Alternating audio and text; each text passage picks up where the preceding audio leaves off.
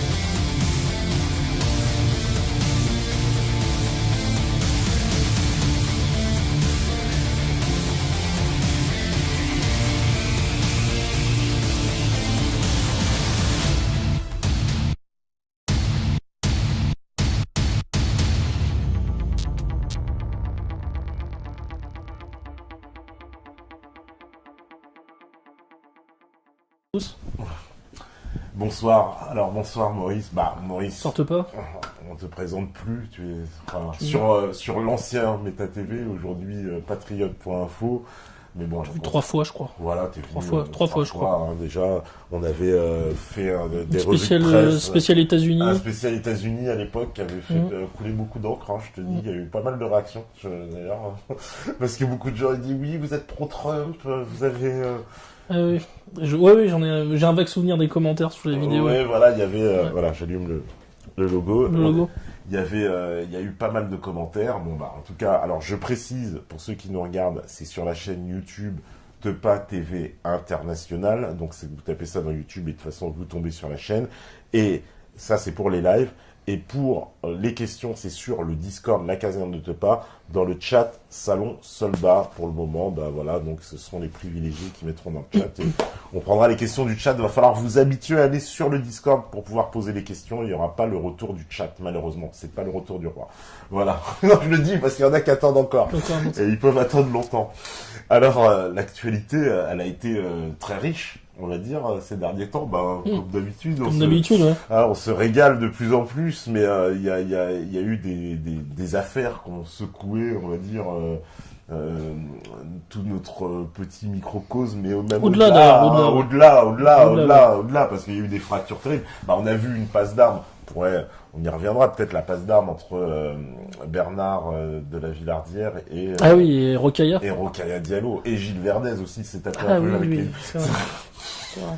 bien symbolique. Et celle-là, cette passe d'armes, elle intervient dans un contexte où il y a eu cette fameuse affaire Ménel. Alors, moi, j'ai donné mon opinion. Autant de dire que tout le monde n'était pas très content. Oui, bon. J'ai vu, ouais. C'est forcément... les gens sont pas très contents quand tu n'es pas d'accord avec eux. Alors, cette affaire Ménel, on va revenir le cadre de l'affaire. C'est une candidate qui se présente dans une émission... Pour un télécrochet. Un télécrochet, voilà, très connue, voilà, on va pas faire de pub, bon, elle se présente, il se trouve que ça marche plutôt bien, enfin, ça plaît au public, et puis, patatras, on va déterrer, parce que c'est ça aujourd'hui quand même, Internet, on va déterrer tous tes posts et tout ce que t'as machin, etc., toutes les saloperies que t'as pu poster, et puis on découvre là, quand même, quelques perles, de quoi définir un profil, des choix idéologiques quand même, parce que ça, non, parce que y en a qui veulent pas, ils concentrent sur 2 tweets, mais il n'y a pas eu 2 tweets. Il y a un ensemble. Il y a eu un ensemble, voilà. Sur l'ensemble, on peut constater quand même qu'il y avait des choix idéologiques. Et puis là, voilà, on va dire réaction. En fait, il y a plusieurs enseignements, moi je trouve, à tirer de cette histoire.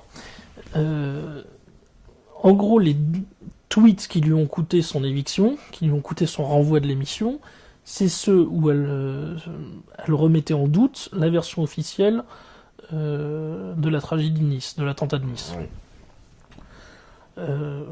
Donc ça prouve déjà une chose, c'est qu'il y a une vérité officielle, visiblement incontestable, et si on la conteste, en gros on risque une mort sociale. Je trouve que Vincent Lapierre a fait une excellente vidéo là-dessus, puisqu'il s'est concentré sur ce point précis, à savoir la défense de la libre expression. Maintenant, je suis en désaccord avec ER sur le reste de leur position par rapport à cette affaire. En gros, ils se désolent qu'elle ait été renvoyée, puisque selon eux, elle a été renvoyée parce qu'elle est musulmane. On a l'inverse chez Riposte Laïque, eux s'en réjouissent pour la même raison. Je pense que les deux passent à côté, en fait, à mon avis. Certes, elle est musulmane, mais je me demande s'il n'y a pas quelque chose qui surplombe ça, en fait, dans cette affaire. C'est-à-dire que, comme on le disait, elle participe à un télécrochet. Sur la chaîne de télévision qui est quand même la plus vulgaire et qui a quand même participé à l'abrutissement des masses très largement ces 20 ou 30 dernières années.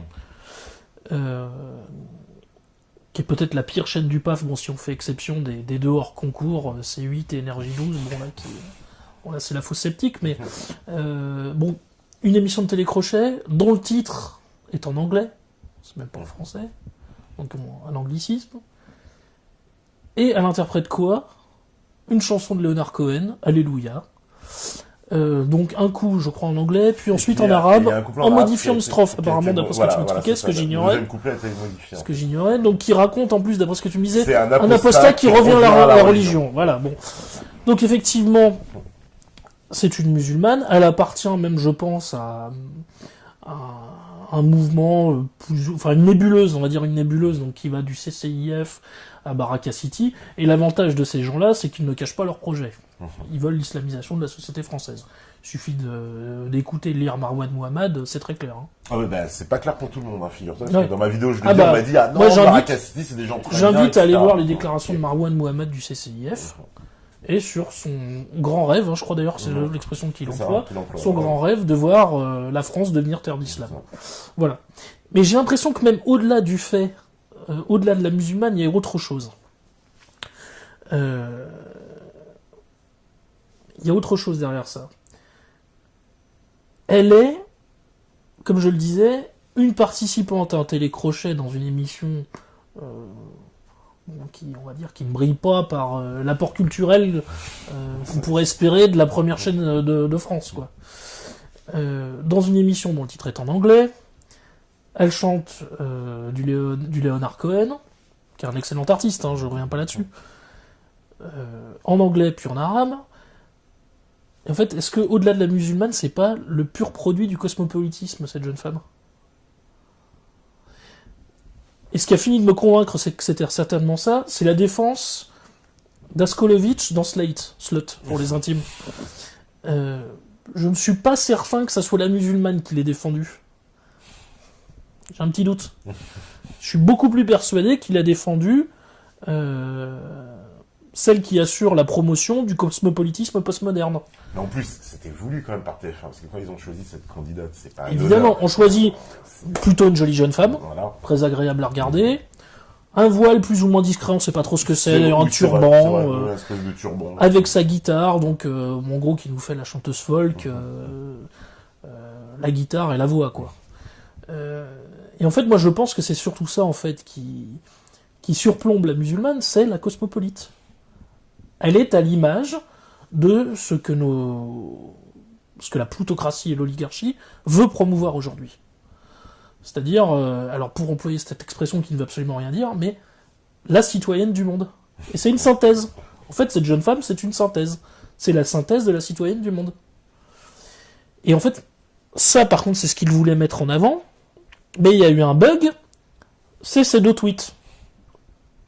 Ah oui, puis par contre, visiblement, ça ne me dérangeait pas non plus quand elle laissait un tweet où elle disait j'en ai marre de ce pays de merde. Oui, j'en ai marre de ce pays de merde, je vais me casser. Ouais. Voilà, donc c'est-à-dire que la francophobie, c'est bon, il n'y a pas de problème, hein, la génération nique la France, on peut y aller. Par contre, remettre en doute la version officielle de la tragédie de Nice, ça par contre, ça ne peut pas passer. Vous voyez, donc, on a donc une atteinte à la libre expression, à la liberté d'expression avec l'éviction de cette nénette. On avait une volonté au départ de promouvoir le cosmopolitisme, mais il y a eu un bug dans la matrice, c'est les deux tweets concernant Nice. Et elle a été uniquement virée pour ça. C'est pour ces deux tweets-là. Et pas pour ses engagements. Pas pour ses engagements. D'ailleurs, pas pour ses engagements. Les défenseurs, ils refusent de voir ça. Qu'ils refusent de voir. C'est ce que j'ai compris avec les réactions qu'il y a eu sous tes vidéos. Ouais. Mais j'ai envie de leur dire aux internautes, il faut voir l'ensemble du problème. C'est-à-dire qu'il y a une chaîne de télévision qui décide de promouvoir le cosmopolitisme à travers cette jeune femme.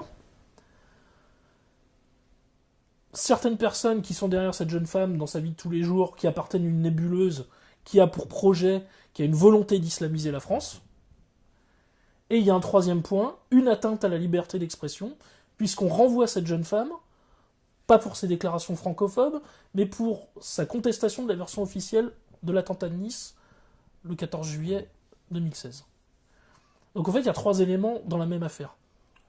Et je crois que finalement, le fait qu'elle soit musulmane n'est qu'un élément parmi tout ça. C'est effectivement un élément très important, mais il n'est pas unique. Et je pense qu'en bout de chaîne, le plus important reste quand même plutôt le cosmopolitisme de cette nénette. Oui, c'était ça l'intention de TF1. Voilà, l'intention de TF1 était celle-là. C'est-à-dire le grand brassage, la grande partouze générale. Hein, on va appeler les choses on va dire par que, quelque part, elle a presque une figure de la musulmane acceptable pour oui, la télé, c'est ça, avec oui, c'est ça. Voile, Comme je disais, jolie jeune femme, des beaux avec yeux, des beaux assez yeux, maquillée, voilà. presque européenne, ça aussi, trait, ça aussi, tout, ça a été etc. fait, ça a été évidemment choisi. C'était tout sauf fortuit. Oui. C'était tout sauf fortuit. Donc, en fait, il faut vraiment remettre, je pense, l'ensemble de cette situation, enfin de cette affaire, dans sa globalité. D'accord. Et pour ce qui est de la contestation des attentats de Nice. Bon, évidemment, Drahi TV, J-News et compagnie nous expliquaient c'est ça le plus scandaleux. Mais j'ai envie de dire à ces personnes-là, sans même s'attarder sur tout ce qui s'est passé depuis le 11 septembre 2001, où effectivement, dans la réinfosphère, on a très largement travaillé sur les thèses alternatives. Mais maintenant, au sein même des médias dominants, du fake-stream média, comme disent certains maintenant, les attentats sous faux drapeau, les réseaux stay behind, le gladio, tout ça c'est reconnu désormais. Depuis le début des années 90, quand Andreotti avait en gros expliqué l'ampleur de ce phénomène, de ces réseaux stay behind, des réseaux gladio, des attentats sous faux drapeau, on sait que ça existe. Et même de temps en temps, sur certaines grandes chaînes, on parle de ce genre de choses. Donc, on a envie de leur demander, si ça a déjà eu lieu, pourquoi ça n'aurait pas lieu aujourd'hui ? Attention, moi, contrairement à d'autres, je ne vais pas du tout dire qu'il n'y a pas de musulmans et d'islamistes qui commettent des attentats. Hein. Pas du tout. On n'entendra jamais dire ça. Je pense qu'il y a des commanditaires et des exécutants. Les exécutants sont, à mon avis, parfaitement ceux qu'on dénonce, y compris dans les médias dominants. Pour les commanditaires, je suis beaucoup plus dubitatif. Et le fait que certains soient manipulés ne les excuse pas, hein, dans mon esprit. D'ailleurs, est manipulé celui qui est manipulable. Ouais. Aussi, ouais. Voilà. Donc en fait, voilà. C'était très intéressant sur ce que ça traduit des fractures françaises, des crispations identitaires extrêmement fortes aujourd'hui on a dans le pays, et on va dire l'émiettement et l'éclatement communautaire du pays. C'est très clair. C'est très très clair. Les médias ils se refusent de tirer, parce que c'est ça la grande leçon. De tirer les conclusions de cette affaire. De ce qu'a fait. Au-delà de tout ce qu'on va nous dire sur... Ils ont résumé ça à le complotisme de Melal Ibtissem. Ouais. Mais c'est juste la partie visible de l'iceberg. Voilà. Et vraiment... Et d'ailleurs, qui ne choque absolument pas des gens comme nous. Oui, voilà, c'est ça. C'est ce que j'explique aux gens. Je peux pas être choqué par ça. Ça n'a rien à voir. Bien sûr. Et justement, on va dire cette corde identitaire qui a été remuée dans l'affaire Ibtissem, elle démontre qu'il y a des fractures, des camps qui sont en train de se faire. Quoi. Tout à fait. Des camps et puis alors, on voit bien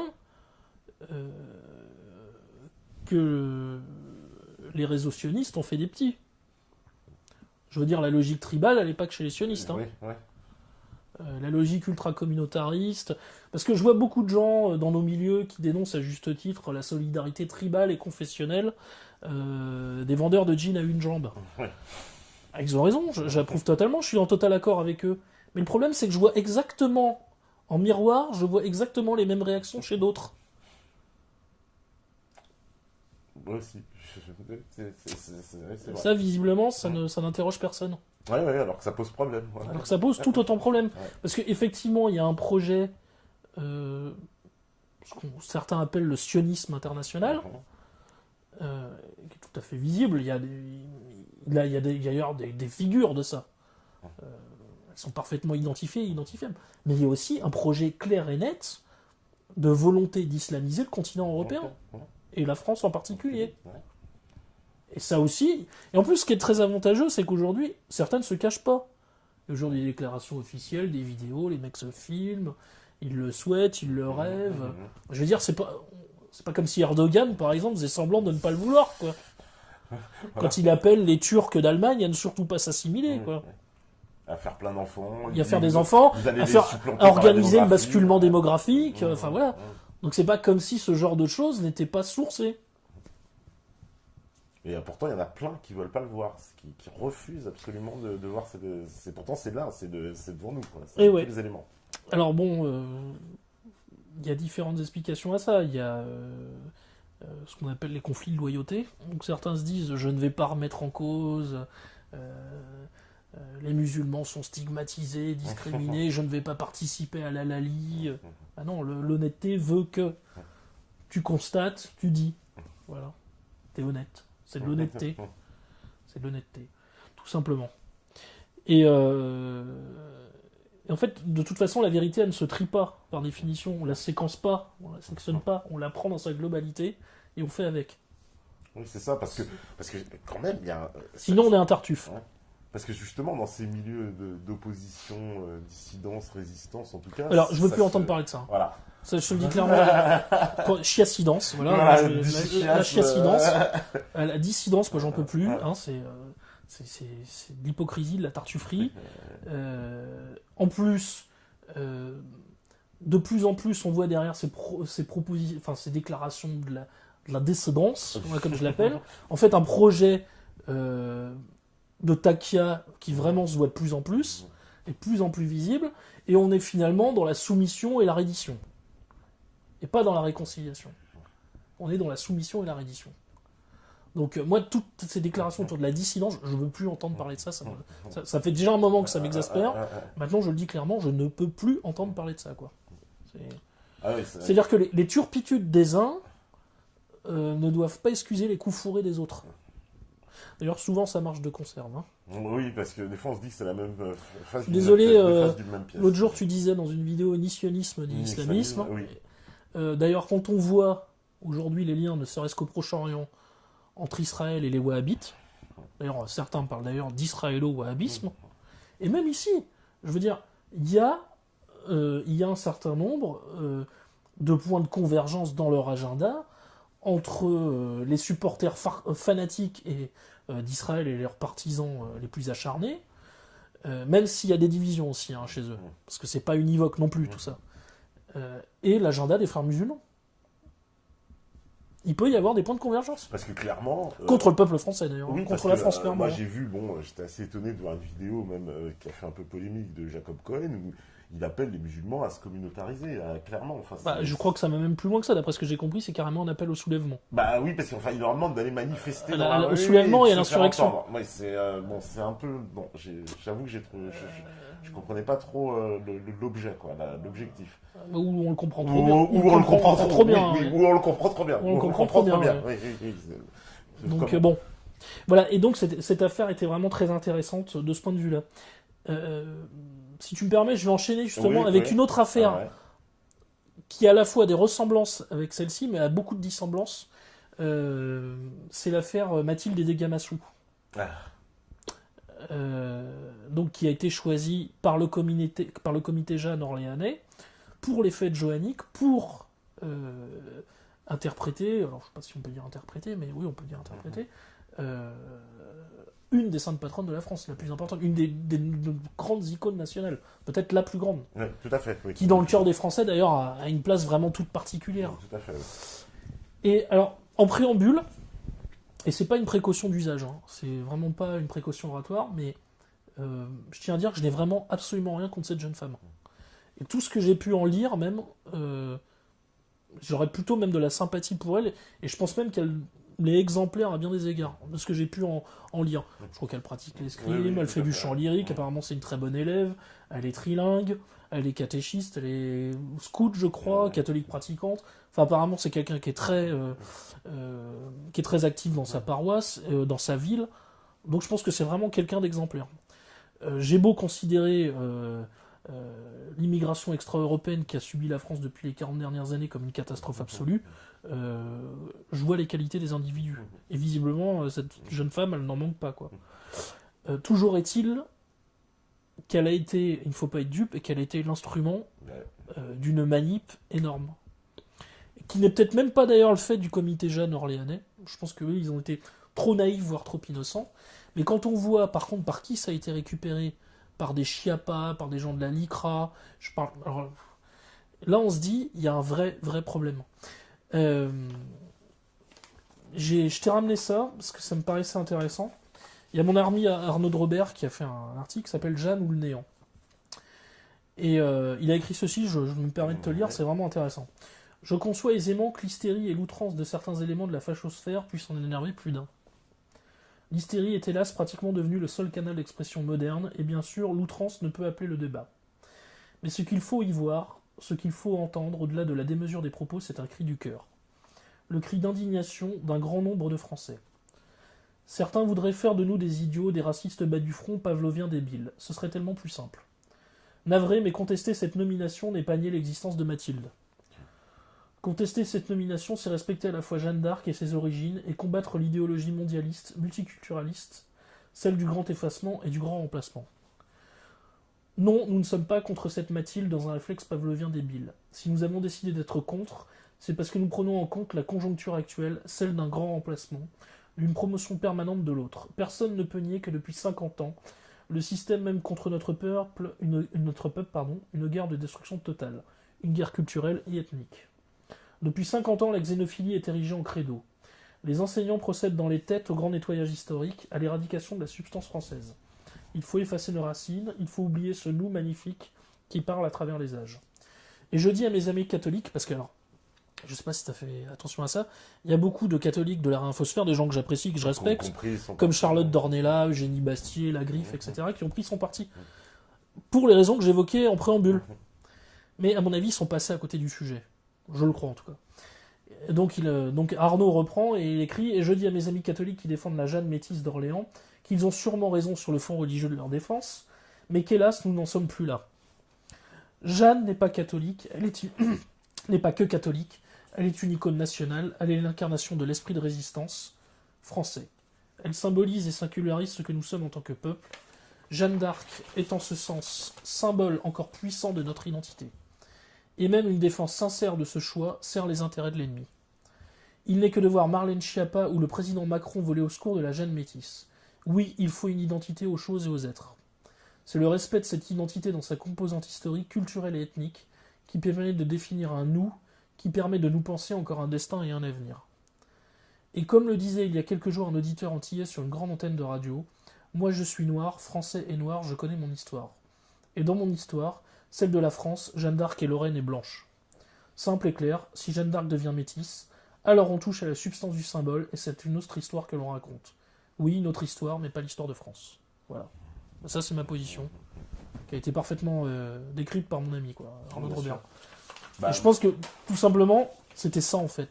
Encore une fois, sur cette affaire de cette Jeanne d'Arc, parce que il a raison, on a vu les réactions, comme d'habitude, presque outrées, mais oui. Parce que, tu sais, c'est presque trop facile. On le savait, enfin, c'est pour ça que les gens qui sont derrière savaient très bien qu'elle allait avoir les réactions. Ça, justement, et alors ça, c'est l'objet d'un autre texte, dont je vais pas le relire, parce que ça permet trop de temps, mais j'invite vraiment les internautes à aller le lire. C'est un texte de Renaud Camus, qui s'intitule, je vais vous retrouver ça, Renaud Camus, sur la Jeanne d'Arc métissée, un piège diabolique. Et il explique donc que, justement, c'était un piège qui était tendu par ce qu'il appelle donc lui les remplacistes. Voilà, c'est ce qu'il explique, c'est dans ce bref paragraphe. Toutes les catastrophes qui ont été infligées à notre peuple depuis un demi-siècle l'ont été par ce procédé simple et d'une efficacité sans pareille, obliger l'adversaire, s'il entend protester contre elle, à tenir l'emploi du méchant, que personne ne souhaite assumer évidemment. Qui veut chagriner Mademoiselle Gamassou? Qui veut jouer le rôle de l'affreux-raciste?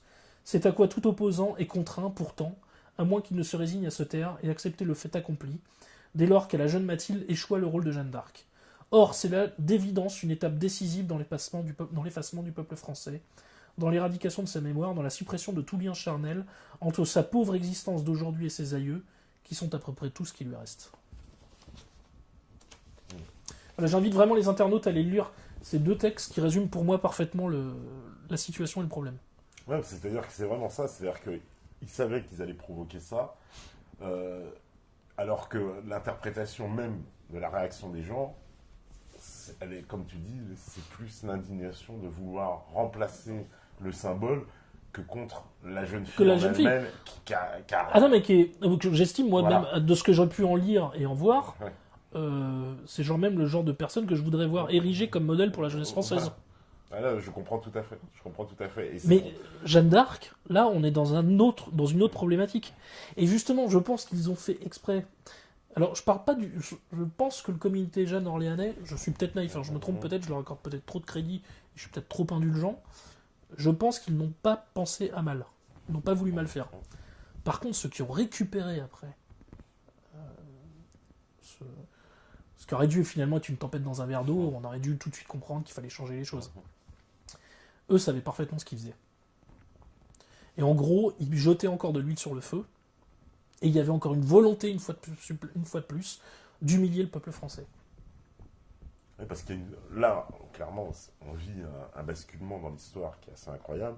C'est qu'on revient sur tous les grands personnages historiques européens qu'on remplace par des Africains, en tout cas qu'on symbolise ou les représente par des Africains. Ce qui est un renversement absolument incroyable. Et ça se produit sous nos yeux, c'est-à-dire que finalement, il n'aura pas fallu attendre 50 ans. C'est là, en l'espace de quelques années. Et ces initiatives-là sont de plus en plus légion dans les séries, dans les films, voilà, dans les symboles. Et c'était presque inévitable qu'on arrive à une réaction comme celle-là, parce que on est parfaitement raccord avec ce que dit Renaud Camus quand il dit: le défi qui nous est lancé d'ailleurs doit être considéré de façon plus large, encore philosophique, presque métaphysique. Il s'agit toujours en conformité avec les caractères fondamentaux du remplacisme global, cette haine de l'être, et selon les pulsions constantes de la modernité prométhéenne, de refuser le donné, le déjà là, l'acquis, l'irréversible, et de jeter à la face des dieux que l'homme est tout-puissant, même sur le passé. Pourquoi les géants en surpoids ne pourraient-ils être jockeys, les personnes de petite taille basketteurs, les hommes enceints, les homosexuels mariés ensemble et pères de famille, et pourquoi les blancs ne pourraient-ils incarner Mandela ou Martin Luther King, et les noirs figurer Jeanne d'Arc? Qui dit que ce doit être une femme d'ailleurs? Pourquoi ne serait-ce un garçon? Je suis sûr que les statuts des fêtes joanniques n'ont même pas songé à l'exclure. Ça résume parfaitement ce que tu dis. C'est incroyable. Donc on est quand même presque à la croisée des chemins, et on a vu que les attaques sur l'histoire, ça a été permanent. Depuis un certain nombre d'années, qu'il y a une volonté... Olivier Prétré-Grenouillot, voilà. Quand il explique qu'il y a des traites négrières... Ah mais il s'est mis beaucoup de gens à dos avec son livre. Voilà, donc en gros, la traite arabo-musulmane, la traite interafricaine et la traite transatlantique. Voilà, il dit il y a 3 traites négrières. Et on a Christiane Taubira, qui nous fait une loi mémorielle en disant non, la traite négrière, donc uniquement la traite transatlantique. Et qui d'ailleurs explique, oui, je n'ai pas voulu parler de la traite arabo-musulmane pour pas que les jeunes musulmans de nos cités se sentent stigmatisés, discriminés. Voilà. Par contre, pour pas qu'il y ait des embrouilles avec les noirs et les arabes. Par contre, les jeunes blancs, c'est pas grave. C'est des embrouilles, les jeunes blancs, c'est pas grave. Donc, et il y avait eu un autre livre qui avait fait du bruit, un peu moins quand même. D'ailleurs, je crois que c'était le même éditeur. Faudrait vérifier. Mais je crois que c'est le même éditeur. C'est le livre de Sylvain Guggenheim, Aristote au Mont-Saint-Michel, où il explique qu'on a très largement exagéré l'apport des Arabes, notamment dans à l'Andalous, c'est-à-dire la propagation de la pensée aristotélicienne, notamment, et de la pensée grecque, à travers l'Europe, grâce aux Arabes, à partir des conquêtes arabes. Sauf qu'en fait, c'est faux, c'est ce que Guggenheim explique. La pensée aristotélicienne et la pensée grecque a été diffusée à partir des monastères. D'où le titre Aristote au Mont-Saint-Michel. À partir des monastères, des abbayes. Et en fait, ce sont les moines copistes, notamment, qui ont contribué et participé à la transmission de la pensée aristotélicienne. Donc là, on remettait aussi en cause un dogme. un élément de la doxa qui consiste à dire que c'est grâce aux conquêtes arabes que la pensée grecque a été redécouverte et retrouvée, ce qui est faux. Bon, c'est peut-être partiellement vrai, mais en tout cas, pas dans sa totalité. Pas dans sa totalité. Ouais, parce que on a effacé les personnages aussi de l'histoire de France, c'est-à-dire on n'enseigne plus, il paraît que Louis XIV. Oui, il paraît que Louis XIV et Napoléon, il paraît aussi. Voilà, on n'en parle plus. Là, il y a une vraie volonté, puis on va leur parler de royaumes, je sais pas, dans le Pacifique, de royaumes africains. Alors, il y a une vraie volonté de détruire en tout cas l'héritage culturel, tout le passé historique de la France. Quoi, qui doit y passer. Et aussi, alors je vais revenir encore à un de ces deux textes, parce que vraiment ils sont fondamentaux à mes yeux. C'était celui justement, Le piège diabolique donc de Renaud Camus. Il y a cet autre passage que je vais te retrouver tout de suite, voilà, où il explique: tous les vertueux ont répété à l'envi toute la journée la bonne doctrine, et l'article de catéchisme afférent. Être français, ça n'a jamais été une couleur de peau. Or, il faut avoir le courage de l'assumer, avec 15, 20 ou 30 siècles de l'histoire de ce territoire, dès avant qu'il ne s'appelle France. Bien sûr que si, c'est une couleur de peau. Ce ne l'est pas exclusivement, bien entendu. C'est bien autre chose aussi. Ce peut aussi ne pas l'être. Il y a de nombreuses exceptions, mais elles restent des exceptions. Car ce l'est essentiellement. De Gaulle a dit là-dessus tout ce qu'il y avait à dire, comme souvent. Et sa phrase fameuse est plus que jamais d'actualité, selon laquelle c'est très bien qu'il y ait des Français jaunes, des Français noirs, des Français bruns, mais à condition qu'il reste une petite minorité, sinon la France ne serait plus la France. Donc c'est-à-dire qu'on refuse aujourd'hui à la France de dire qu'effectivement, elle est essentiellement un peuple blanc, historiquement. Oui, bien sûr.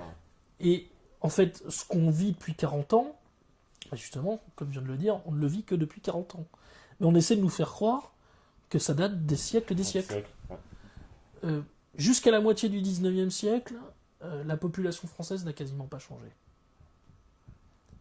On a eu l'arrivée des Polonais, des Espagnols, des Italiens,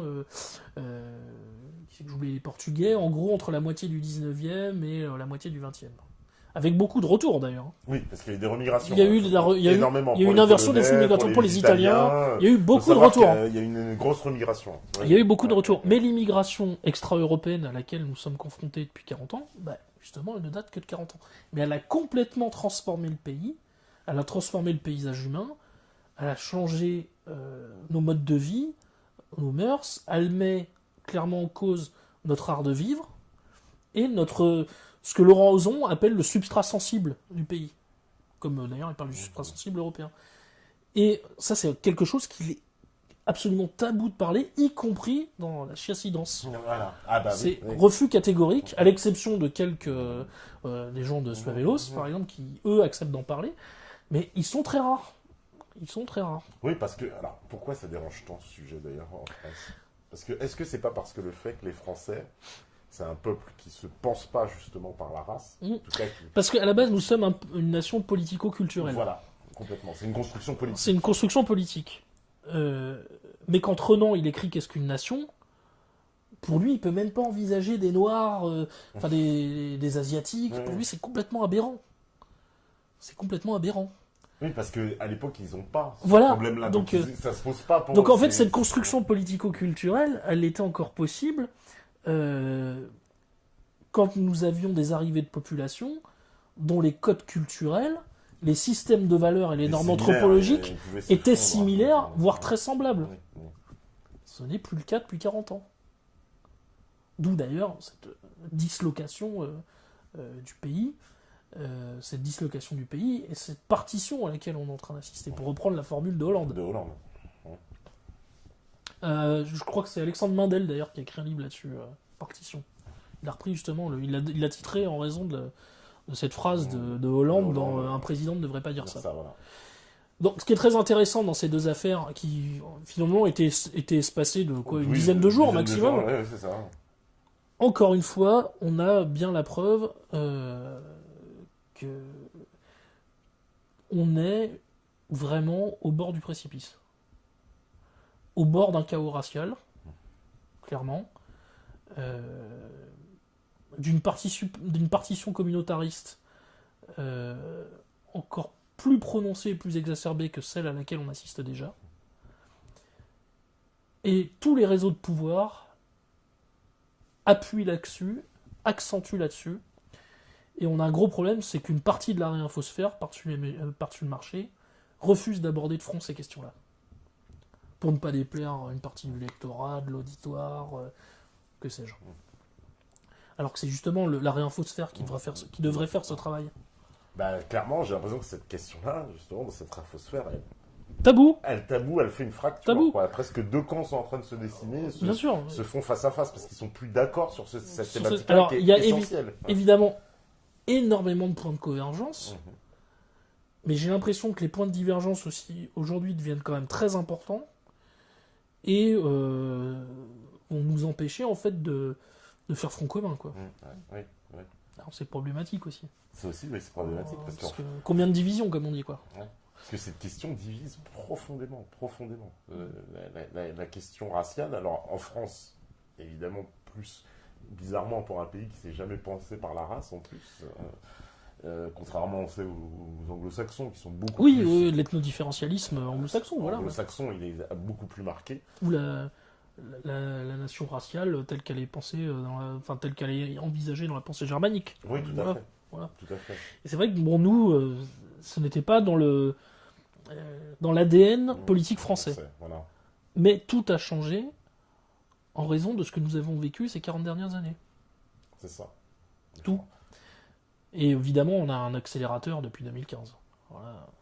Puis la crise migratoire de 2015. La submersion migratoire de 2015. Le tsunami migratoire. Et donc ces questions-là vont se poser de façon de plus en plus brûlante. Et j'ai l'impression qu'il y a des gens chez nous qui... Ils veulent pas voir. Ne veulent pas voir. Ils veulent pas voir. Ne veulent pas voir. Parce que est-ce que c'est pas l'histoire que avec ce fameux justement entre guillemets en allant dans cette question, on se dit que on va faire un tri entre les Français, quoi. On va trier un peu lui il est pas, et on ne sait pas sur quel pied danser, quoi, sur cette question-là en France, j'ai l'impression. Parce que sur quelle base le tri va se faire entre qui est français et qui ne l'est pas? Parce que moi j'ai l'impression que maintenant, parti comme c'est parti, le tri se fera par le vide. Donc c'est-à-dire de la plus tragique des façons qui soit. Vu qu'on nous pousse à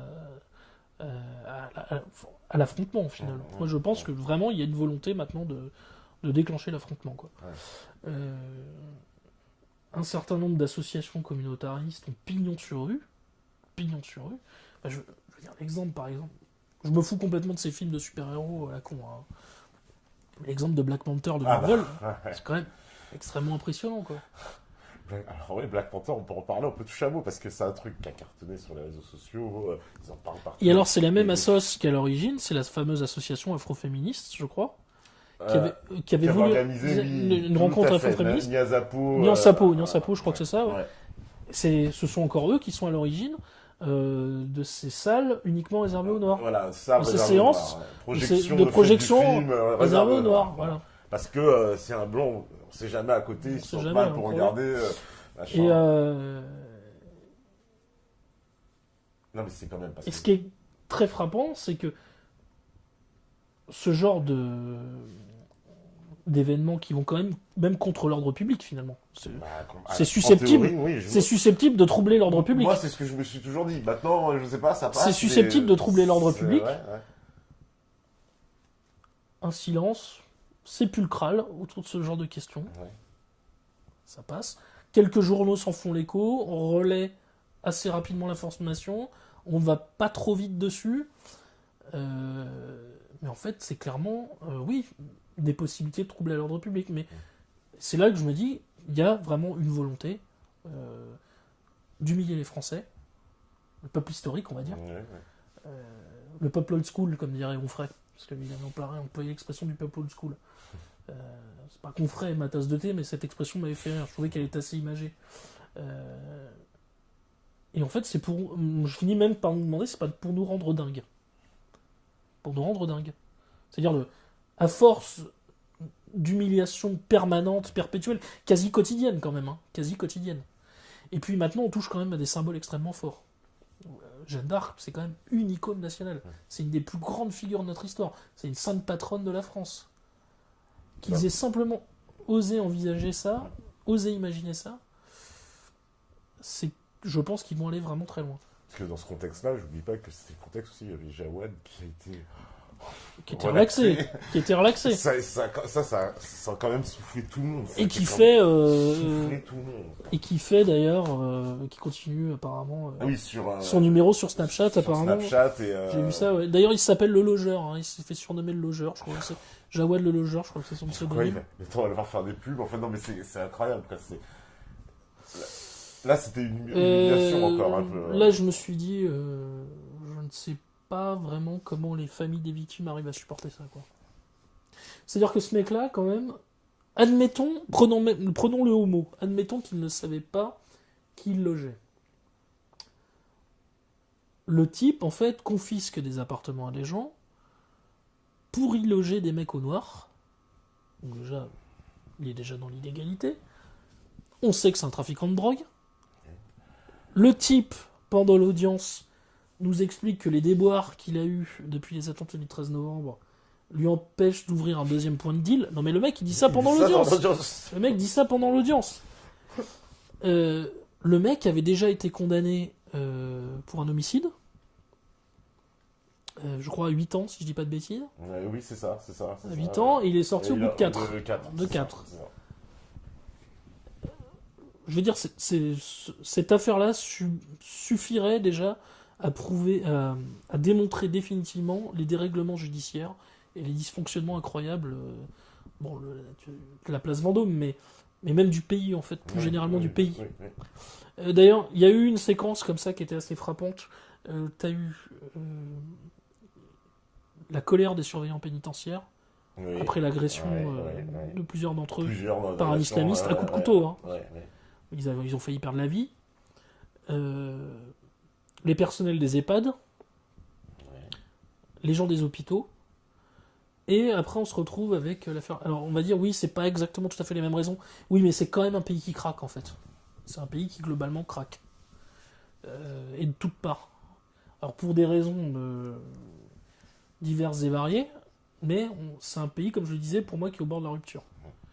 Je pensais d'ailleurs même qu'après les attentats, on allait complètement basculer. Il y a quelque chose qui a tenu. Jusqu'à quand, je ne sais pas. Sur le front de la catastrophe financière à venir, il y a quand même des nouvelles qui sont très inquiétantes. Oui, parce que... Il y en a une que tu as relayée d'ailleurs, celle du hedge fund, qui prend des positions clairement contre l'Europe, je crois à hauteur de 20 milliards, je crois. C'est ça, 20 milliards. 20 milliards. On a déjà vu ça. Pourquoi maintenant quand généralement les précédents c'était plutôt de mauvais augure. On sait qu'il y a un certain nombre d'indicateurs en fait qui sont surgonflés. Donc vu la situation française, si jamais un gros gadin venait à arriver, un gros choc externe. D'ailleurs, on verra peut-être les conséquences d'ici quelques semaines des élections italiennes hier, dont on va parler. Si un gros gadin externe venait à faire vaciller la France, sur le plan budgétaire notamment, avec tous les ingrédients dont on a parlé depuis le début de l'émission, il y a de quoi être vraiment très inquiet. Il y a un gros mélange. Il y a de quoi vraiment être très très inquiet, c'est un cocktail détonnant. Cocktail explosif. Le Time, il y a quelques années, la bombe au cœur de l'Europe. Oui, la bombe au cœur de l'Europe. En parlant de la France. Time bomb, je crois qu'ils avaient bombe à retardement. Ouais. C'est très exactement ça, je suis d'accord. Donc, effectivement, on voit que la France, en tout cas, les indicateurs sont de plus en plus sur le rouge. Au rouge, dans tous les domaines. Quoi. Et justement, tiens, comme ça fait la transition. Il y a eu ces élections en Italie. Qui a tremblé elle aussi, l'Italie. Alors, résultat, on va dire que... Disons que les tendances qui étaient évoquées ont été confirmées, quoi. Et largement. Et largement. Donc, alors, pour expliquer un peu l'échiquier italien, l'échiquier politique, alors, il y a la fameuse Ligue du Nord, qui est... la Lega, maintenant, qui s'appelle d'ailleurs la Lega. La Lega. Parce que justement, il déclare, en fait, avoir rompu avec les volontés sécessionnistes et séparatistes. Voilà, d'accord. Salvini, d'ailleurs, sauf erreur, je crois, est un ancien communiste. Je crois. À vérifier, mais je ne crois pas dire de bêtises. Tribun prix assez bon, hein, je l'ai déjà vu, pas discuter, j'ai revu des images de lui à la télé, il a l'air plutôt bon orateur, quoi. Et puis alors surtout, c'est qu'il est passé devant Forza Italia, quoi. Forza Italia, le parti de Berlusconi. Donc il est à 18. À la dernière mandature, ils étaient à 4%, quoi. Aux dernières législatives. Bon, alors depuis... Il y a une situation il particulière. y a eu en 650 000 migrants qui sont arrivés. Voilà. Il y a 34% des jeunes qui sont au chômage. Il y a un chômage endémique. Il y a eu une cascade incroyable de faillites et de petites TPE et PME qui ont mis la clé sous la porte depuis 5 ans. Et il y a un euro qui plombe complètement l'Italie, quoi. Comme beaucoup de pays de la zone sud. Bon, c'est le fameux péché originel de l'euro dont on avait déjà parlé tous les deux. Les divergences économiques et les différentiels compétitifs qui font que une économie tournée vers l'exportation, comme l'Allemagne et la machine-outil et l'industrie, un euro fort, un euro marque, on va dire, est intéressant pour l'Allemagne, bien que c'est un jeu dangereux aussi. Pour des économies comme par exemple la Grèce, plus tournée vers le tourisme, etc., ce genre de choses, c'est calamiteux, quoi. Bon, on va pas le refaire le débat, on l'a déjà fait 10 fois, mais... donc je pense que la crise de l'euro va peut-être revenir de nouveau sur le devant de la scène bientôt. Ouais. Surtout, alors je ne sais pas ce qui va se passer, hein, je lis pas dans le mar de café, mais surtout si on assiste à une alliance Cinque Stelle, les gars. Alors, visiblement les deux s'en défendent. Voilà. Ils disent tous les deux de ne pas vouloir en entendre parler. Alors, Cinque Stelle, c'est le mouvement de Grillo. De Beppe Grillo. Enfin, aujourd'hui, c'est Luigi Di Maio. Voilà, c'est un mouvement sur lequel il y a beaucoup à dire, hein, d'ailleurs. C'est un mouvement populiste au sens premier du terme. C'est-à-dire au sens où les gens entendent par populisme renversement des élites. C'est-à-dire le peuple estime que les élites ont failli, donc il faut les renverser et les remplacer. Voilà, bon. C'est un peu même la vision d'un Laclao, enfin feu Laclao puisqu'il est plus là, ou Chantal Mouffe qui était une proche de la France Insoumise. C'est le mien. C'est mon micro. C'est ton micro. T'inquiète. Et oui. Donc je pense que voilà, on peut dire que c'est un mouvement qui est populiste au sens premier du terme. La plupart des grillini, comme c'est comme ça qu'on les appelle, sont opposés à l'immigration. Ils sont opposés à l'euro. Oui. Ils sont pour une politique de défense des PME et des TPE, puisque le vrai maillage économique de l'Italie, c'est vraiment les PME, les TPE. Hein. Encore bien plus que chez nous, quoi. C'est vraiment, Et puis ils ont en plus encore conservé. Hein, oui, ils ont conservé plus que nous, ouais. beaucoup plus que nous. Alors il suffit de se balader en Italie pour s'en rendre compte. Hein. J'y ai été plusieurs fois. Il y a encore plein de petits commerces. Voilà, il y a beaucoup de petits commerces. Beaucoup de petits commerces. Ouais. Donc ils sont opposés à l'euro, ils sont opposés à l'immigration. Très largement, le mouvement est conservateur sur les questions de société. Il y a quelques exceptions, mais enfin, ils sont plutôt conservateurs sur les questions de société. Mais eux, bon, ne sont pas séparatistes du tout. Ils sont pour l'unité italienne. Et ils cartonnent dans le sud. Ça s'est vu d'ailleurs. Ils ont vraiment ce qu'on appelle le mezzogiorno là-bas. Ils ont cartonné dans le sud. Et la Lega, elle, a fait un vrai carton dans le nord. Et alors, est-ce qu'il pourrait y avoir un terrain d'entente entre ces deux formations ? Quand on voit la plateforme revendicative et programmatique des deux, on se dit que oui, il y a vraiment des points de convergence. Maintenant, il y a quand même un point qui est essentiel chez 5 étoiles, c'est l'anticorruption. Et je ne sais pas si c'est aussi important pour la Lega. Ils ont quand même passé une alliance avec Forza Italia, Berlusconi. Donc, ce qui ne veut pas dire que Salvini, lui, est un type malhonnête. Mais enfin bon, c'est-à-dire qu'il doit pouvoir arriver à surmonter ce genre de cas de conscience pour une alliance politique. Quoi. Bien sûr, ouais. Bon, ce qui est intéressant, comme je disais, c'est que la Lega est passée devant Berlusconi, et puis surtout, le parti de Renzi a fait à peine 20%. À peine 20%, donc... À peine 20%, c'est-à-dire que le macronien local Il est c'est complètement... totalement déconsidéré, il est démonétisé, il est discrédité. Peut-être que d'ailleurs, ce qui s'est passé hier va mettre fin à sa carrière politique, parce que il s'est déjà pris une claque au régional, et il avait perdu le référendum constitutionnel, qui était pour lui un vrai test politique. Hein. Il en avait fait un enjeu majeur. D'ailleurs, en fin de campagne, d'ailleurs, il avait beaucoup atténué et édulcoré, parce qu'il savait que ça commençait à sentir le sapin. Enfin voilà, il s'est pris quand même 3 claques majeures en 1 an et demi.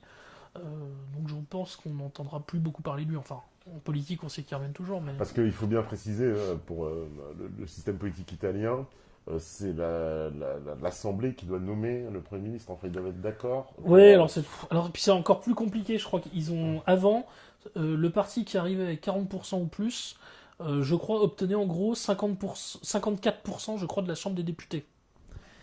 Et cette règle-là a été abolie cette fois. Justement, c'était spécifiquement pour empêcher 5 étoiles d'obtenir les 40%, au cas où ils obtiennent les 40%, de pouvoir avoir la majorité à la Camera dei Deputati, donc la Chambre des députés. Et c'est pour les obliger à passer une alliance, peut-être, alors ce qu'ils se refusent à faire depuis le début. Donc la réforme électorale qu'il y a eu avait été spécifiquement tournée contre 5 étoiles. D'accord. Alors, comme je disais, 5 étoiles, qui est quand même un mouvement très particulier aussi. Hein. Il y a un personnage un peu étrange qui s'appelle Casaleggio, qui est en fait on va dire l'homme qui est derrière Grillo. D'accord. Il y a Grillo sur le trône, il y a l'homme vitrine, l'homme gondole, donc Luigi Di Maio, qui a déclaré aujourd'hui qu'il voudrait donc former un gouvernement puisqu'il est le parti qui est arrivé en tête, ce qui est légitime d'ailleurs, hein, c'est logique. Et derrière Grillo, il y a donc encore un autre personnage qui s'appelle Casaleggio.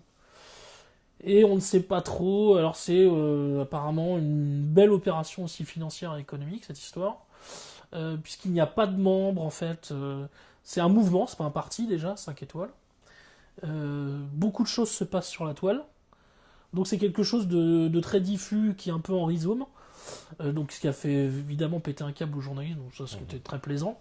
Je crois que Grillo a dit il y a pas très longtemps, les journalistes, j'en mange à tous les petits déjeuners puis je les vomis. Voilà, bon, ça te donne un peu le ton. Le ton général. Et mais par exemple ils ont arraché, je crois, aux dernières municipales, ils avaient arraché Gênes, Turin et surtout Rome. Et donc la maire de Rome, qui s'appelle Virginia Raggi, avait fait donc tout un tas de promesses, notamment dans la lutte contre l'immigration, la lutte contre les embouteillages, le désenclavement de la ville, enfin son étouffement par la pollution, le tourisme de masse et la lutte contre la corruption. Rome est complètement envahie d'immigrés. Envahie d'immigrés. Les embouteillages, c'est encore pire que Paris avec la fermeture des voies sur berge d'Anne Hidalgo. Et l'anticorruption, bah, tu repasseras, parce que parmi ses proches, il y avait notamment un homme qui était impliqué dans le scandale Mafia Capital, qui était un des plus gros scandales qu'il y a eu en Italie ces dernières années. Et je crois qu'elle a essoré au moins 7 assistants, 7 conseillers depuis qu'elle est à la mairie de Rome. Donc le résultat est quand même très mauvais, très médiocre. Mais visiblement, ces vitrines, ce que 5 étoiles voulait utiliser comme vitrine à l'époque, a plutôt été caché pendant la campagne. Mais finalement, ils ont bénéficié de la colère des Italiens. Parce que les Italiens n'en peuvent plus de Bruxelles. Ils n'en peuvent plus des oukases maastrichtiennes. Notamment, quelque chose qui a fait avancer, qui a beaucoup bénéficié à Salvini, c'est sa dénonciation du déficit à 3%. Ouais. Le respect des critères de Maastricht. Les critères de Maastricht. Voilà, et puis évidemment, Schengen. Donc il y a vraiment une colère, en fait, en Italie contre l'UE. Ce qui est quand même très important, puisque c'est un pays fondateur. Oui. C'est un des pays fondateurs. Donc c'est ce que je te disais, je pense qu'on n'est pas à l'abri d'un gros gadin, au cas où il y a une entente, pour l'instant, qui paraît quand même improbable. Entre 5 étoiles et la Entre Lega. 5 étoiles et la Lega. Parce que là, ce serait... Puisque les deux sont anti-euro. Hein. Ce serait un coup de théâtre. Voilà, les deux sont opposés à l'euro. Et puis bon, là, c'est pas la Grèce, hein, c'est la 3e puissance économique du continent. Là, oui, on entre quand même dans une autre sphère, là. Hein. Oui. On entre dans une autre sphère. L'Italie est aussi un pays qui, comme la France, vit une situation dramatique sur le plan migratoire. Enfin, comme l'ensemble de l'Europe de l'Ouest, Ouais. en fait. Hein. Mais eux, ils sont un petit peu plus mal que les autres parce que les Italiens, on leur Face à la ramène Libye, tout, ils sont face à la Libye. Et, puis, à Et chaque- comme les îles grecques, d'ailleurs. Voilà, Hein. c'est ça. Et puis, Les Grecs et les Italiens sont les plus exposés. parce que les les Grecs Italiens, avec j'ai vu qu'ils se plaignaient il y a pas encore très longtemps du fait qu'ils pourraient même bloquer l'accès à leur port parce que les bateaux européens qui récupèrent voilà. les migrants arrivent tous en Ça arrive Italie. toujours en Italie. Alors que c'était pas prévu au départ. En fait, au départ, les Italiens pensaient que les bateaux venaient les aider et qu'ils allaient ramener Voilà. les Et migrants puis, chez eux ou dans voilà, d'autres et ports. puis, bon, Mais là, bah, non. Ils espéraient, en gros, la répartition des C'est migrants ça, c'est ça. sur l'ensemble du continent, les fameux quotas. Les fameux quotas, et puis ils ont vu que personne Ils n'en ont veut. vu que personne n'en En voulait. fait, ils se faisaient avoir, ils reprenaient tout le monde. Ils ont été les premières victimes du fameux règlement de Dublin, Ouais. c'est-à-dire que la demande d'asile se Allez. fasse dans le pays d'arrivée. Le pays d'arrivée. Donc évidemment, les Grecs et les Italiens sont en première ligne, du fait des îles, notamment. Donc tout le monde arrive chez Lesbos, eux. Kos, Voilà. pour les Donc Grecs. du coup, même nous, ou ceux qu'on se Lampedusa, débarrasse, c'est- on les renvoie en Italie. Voilà, Donc, on les renvoie en Italie. Bon, il y a le fameux passage de Vintimille, Oui. qui est un vrai chaos, total. chaos migratoire Ouais, invraisemblable.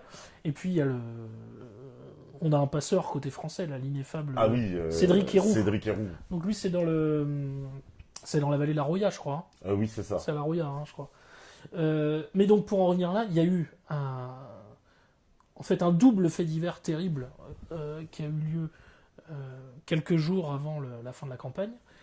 Il y a une jeune femme, une jeune italienne, qui s'appelait Pamela Mastropietro, dont le corps a été débité et retrouvé dans 2 valises. Les os avaient été lavés à la javel et des parties de son corps, ça c'est d'ailleurs très peu dit dans la presse, mais la presse italienne le relaie un peu plus, des parties de son corps ont disparu. Très vite, grâce à une caméra de surveillance, on a retrouvé qui avait fait le coup. C'était un Nigérian. Visiblement, d'après un spécialiste, c'est une technique de la mafia nigériane. 2 autres ont été chopés. Visiblement, ce sont des trafiquants de drogue. Ça a créé un émoi, évidemment, considérable dans la péninsule, enfin, t'imagines. Ça s'est passé à Macerata, une ville italienne qui s'appelle Macerata. Et alors, l'ironie absolument terrible et tragique de la chose, c'est que le type qui a fait ça, il s'appelle Innocent. Ça invente pas. Ça s'invente pas. Hein. Enfin bon, c'est absolument abominable. Et donc, quelques jours plus tard, un jeune mec qui s'appelle Luca Treni, absolument exaspéré par ce qu'il a vu, a tiré au hasard sur des migrants africains à Macerata. Oui. Et il n'y a que cette partie-là quasiment qui a été relayée par la presse française. Et on mettait généralement en fin d'article les raisons qui avaient poussé à ce massacre.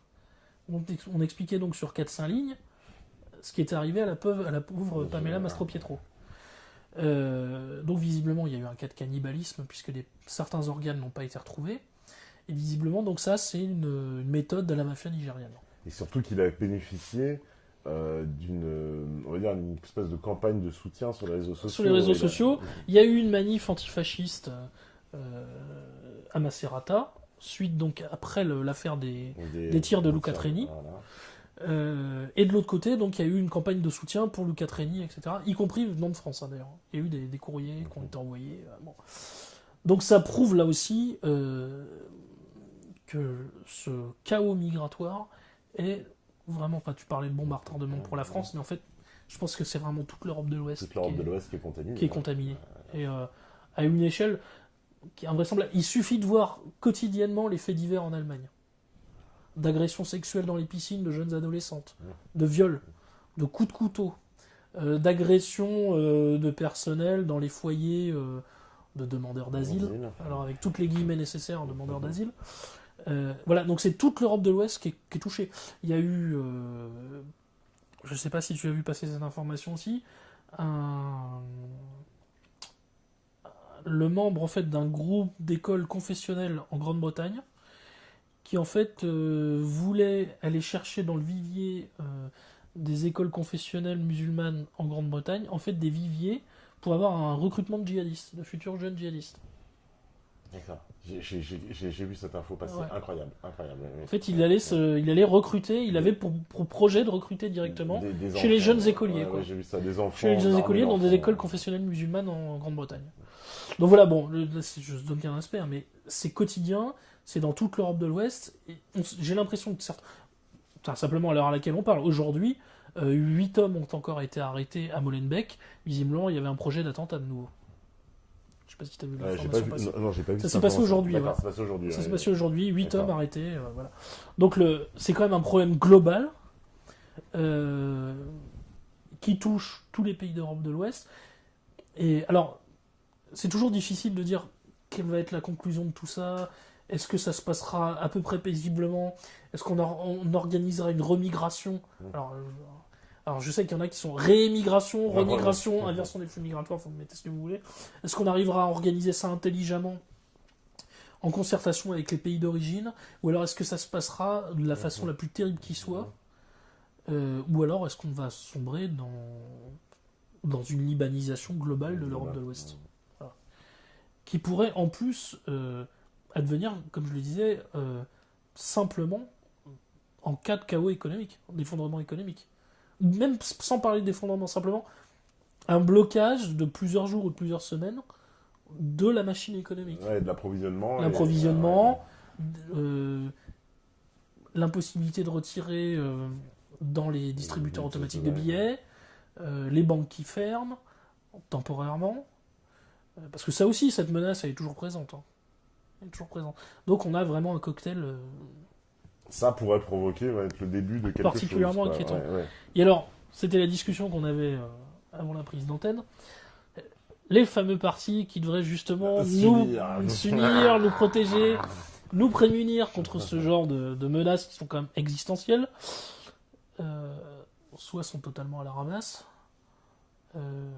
soit il y a des querelles d'ego, il y a une hypertrophie du moi chez quelques-uns d'entre eux et il n'y a rien à faire. Bon, en gros, on peut le dire. Moi, je ne voterai pas pour Asselineau ou pour Philippot, pour une raison que j'ai déjà évoquée. C'est leur discours inexistant pour Asselineau et très édulcoré, voire aseptisé pour Philippot sur l'immigration. Comme pour moi, aujourd'hui, c'est la menace numéro 1. Je ne peux pas voter pour eux pour ça. Mais après, c'est deux partis qui quand même m'intéressent. Que ce soit les patriotes, comme je les appelle, pour être taquin, ou les aslinopathes, c'est quand même des gens, ça fait partie des rares partis qui m'intéressent. Et que je regarde avec... toujours avec intérêt. Quand je vois qu'apparemment des partisans d'Asselineau et de Philippot ne sont pas capables de passer des accords pour les européennes futures, parce que certains disent non, nous ça sera l'article 50 et d'autres disent nous ça sera la voie référendaire. Donc en gros on est en train d'enculer les mouches alors qu'on parle quand même de l'avenir de la France et de sa survie en fait. Hein. Maintenant on peut parler de sa survie. Ces types sont indignes en fait. C'est non seulement grotesque mais c'est indigne. Et alors de ce que j'ai pu en voir ces dernières semaines, j'ai l'impression que même Asselineau est encore plus coupable que Philippot. J'ai l'impression que Philippot serait prêt à tendre la main. Tendre la main, oui, et que Asselineau lui demande je te tends la main quand t'auras déjà rampé. Ouais, quand tu auras déjà rampé. Ça, c'est pas possible, ça marche pas comme ça, d'accord. Hein. Ça ne marche pas comme ça. Alors, j'ai une petite information, enfin, petite anecdote personnelle. J'avais été voir Asselineau dans une conférence qu'il avait donnée dans un petit local parisien qui est aujourd'hui fermé, qui a disparu. Parce qu'il a eu des problèmes avec le Premier ministre Manuel Valls. Voilà. D'accord. Après l'affaire Clément Méric. Tu vois de quel local il s'agit. Je vois, tout à fait. Donc je vais voir François Asselineau à sa conférence et il nous explique, voilà, je veux recréer le CNR. Pour sortir de l'Union Européenne, je veux recréer le CNR. Bah, formidable, très bien. Alors je lui dis, je sais qu'effectivement, le Front National n'est pas aussi clair que vous sur un Frexit, on parlait pas de Frexit encore à l'époque, puisque le Brexit, on en était encore très loin. Mais je sais qu'il y a une minorité de gens au sein du Front National qui sont sur votre position et qui veulent aussi une sortie de l'UE. Ah, mais le Front National, c'est la CIA. Bon, tu connais, c'est la secte Moon, c'est la CIA, bon, très bien, ok. Mais je lui dis, il y a un autre parti aussi, alors je sais plus si à l'époque il s'appelait déjà le POI, ou il s'appelait encore le PT, le Parti du Travail. Donc effectivement, c'est des trotskistes. Et je dis, eux aussi, quasiment à chaque paragraphe dans un de leurs articles, dans un de leurs communiqués, on voit sortie de l'Union Européenne. Je crois que je lui parle du PRCF, qui était exactement sur la même position, et du RIF de Paul-Marie Couteau, qui était en gros à 90% sur la ligne Asselineau. Dans les deux cas, je me suis entendu, c'est un groupuscule trotskiste, ça ne m'intéresse pas. En gros, ils se réunissent dans une cabine téléphonique, ce qui n'était pas vrai. À l'époque, le POI avait beaucoup plus de militants que l'UPR en avait. En plus, Le RIF avait quand même un petit noyau de militants actifs. C'était des personnes... Je l'avais vu une fois, j'avais été au RIF, c'était des gens assez âgés, mais des gens très respectables. C'était des anciens du RPR de la grande époque, on va dire. Celle, en gros, jusqu'à fin 70, début 90. C'est-à-dire quand le RPR était gaulliste. C'était gaulliste, voilà, pour de vrai. C'est vrai. Donc c'était des gens qui venaient de là ou qui avaient été proches du MPF de Villiers. Et donc je lui parle aussi de ces quelques personnes du Front National, certes peu nombreux, mais qui étaient d'accord avec lui, qui disaient qu'il fallait passer par une sortie de l'UE. Donc un coup c'est bon, le Front National, c'est la CIA et la secte Moon. C'est un groupuscule trotskiste. Paul Marocouteau, en gros, on connaît pas. C'est limite s'il m'avait pas tourné le dos quand je lui avais évoqué Paul Marocouteau. Et pour le dernier, donc, le PRCF, alors je ne sais même plus si j'avais eu une réponse. Et c'est vieux pourtant, hein, ça date d'il y a un peu moins de 10 ans. Ouais. Donc j'ai l'impression qu'il n'y a pas grand changement finalement. Bon, je suis sûr qu'il a complètement oublié cette conversation qui a duré en tout et pour tout peut-être 10 minutes. Hein. Peut-être par contre qu'il se souvient qu'il a fait une conférence dans ce local. Ah oui, ça on lui rappelle suffisamment de souvent, à moins qu'il soit amnésique. Mais bon, voilà. Et j'ai compris ce jour-là qu'il y avait quand même un vrai souci. C'est-à-dire qu'on peut pas faire le CNR seul. Bah, le CNR, ça se fait en plus avec des gens contradictoires. C'est-à-dire voilà. si on dit on fait le CNR, tu vas forcément t'asseoir avec des mecs avec qui t'es pas d'accord. Parce que sinon c'est pas le CNR. Ah oui. Sinon c'est pas le CNR, ça n'a pas de sens. Le CNR, on le sait, c'est mettons nos antagonismes de côté. Voyons sur quoi on est d'accord et les grands axes génériques et appliquons ces grands axes parce qu'on est d'accord. Voilà. Donc après, pour ça, je suis désolé, on peut s'asseoir à la même table. Et tous les gens qui me disent oui, Philippot peut pas s'asseoir à côté d'Asselineau ou l'inverse, mais arrêtez vos conneries. Ils peuvent même s'asseoir. On me dit que Dupont-Aignan ils peuvent pas s'asseoir, mais bien sûr que si. Bien sûr que si. Bien sûr que si. Bien sûr que si. On me dit Dupont-Aignan il peut pas s'asseoir avec Asselineau. Et je voyais l'autre fois, je voyais l'autre fois si. d'ailleurs, tu l'évoquais à raison, l'ex-MPEP. Oui. J'ai oublié leur nouveau nom. Bon, c'est Nikonov. Ils ont changé de nom. Ils s'appellent plus MPEP, mais j'ai été sur leur site il y a pas très longtemps. Bah, voilà, enfin ces gens-là, c'est exactement la même chose. Bien sûr, ils demandent la sortie de l'Union européenne, pareil. Ils peuvent être dans un CNR avec l'UPR, avec Patriote, avec Dupont-Aignan, Christophe Poisson, tous oui, Jean-Frédéric Poisson. Pardon, tout cela. D'ailleurs, Jean-Frédéric Poisson, lui, est plutôt dans cette démarche-là. J'ai vu ça. Parce qu'il a rejoint la plateforme qui avait été les Amoureux de la France, lancée par Dupont-Aignan. Avec Dupont-Aignan. Voilà, donc bon, comme quoi c'est possible. Mais bien sûr, tous ces gens-là, c'est pour ça que si on dit en plus... Parce que souvent on le sait que la question qui pose problème dans les alliances, pour des alliances entre ces partis-là, c'est la question migratoire. Bien sûr. Et il se trouve que les partis... raison pour lesquelles je ne voterai pas pour eux, ce que j'ai dit tout à l'heure. Même si, effectivement, sur toute la partie Union Européenne, je les approuve totalement. Mais bon, j'ai ce gros point, il y a cette grosse pierre d'achoppement, quoi, qui fait que, bah voilà, entre un qui n'en parle jamais, pour des raisons qui lui appartiennent, mais à mon avis, il ne veut pas se froisser avec une partie de son éditoire, l'autre qui considère que ça comme très secondaire, ça c'est Philippot. Donc voilà, leur discours est aseptisé, mais bon, justement, le fait qu'ils n'en parlent pas, ou qu'ils en parlent très peu, voire très mal, devrait leur permettre de s'entendre. Bah oui, complètement. Parce qu'à la limite, certains diraient, on veut pas entendre parler du Front National, puisque l'immigration est la question numéro 1 chez eux, ils sont racistes, etc. Enfin bon, tu mets ce que tu veux, quoi. Tu mets tous les adjectifs que tu veux, xénophobe, j'en sais rien. Certes, très bien. Bah, alors là, comme justement, vous n'en parlez pas, il n'y a plus aucune raison que vous ne vous alliez pas. Exactement. Complètement d'accord. Complètement d'accord. Et après, alors, ils vont être... Dupont-Aignan, lui, il est sur la ligne, il parle du grand remplacement. Alors, mais ça plaît pas, justement, aux autres. Mais si ça s'énerve... Alors, c'est ça qu'il faudra que tu m'expliques, d'ailleurs, parce que, comme toi, tu connais mieux l'UPR que moi, Asselineau est quelqu'un qui a été déniché, déterré,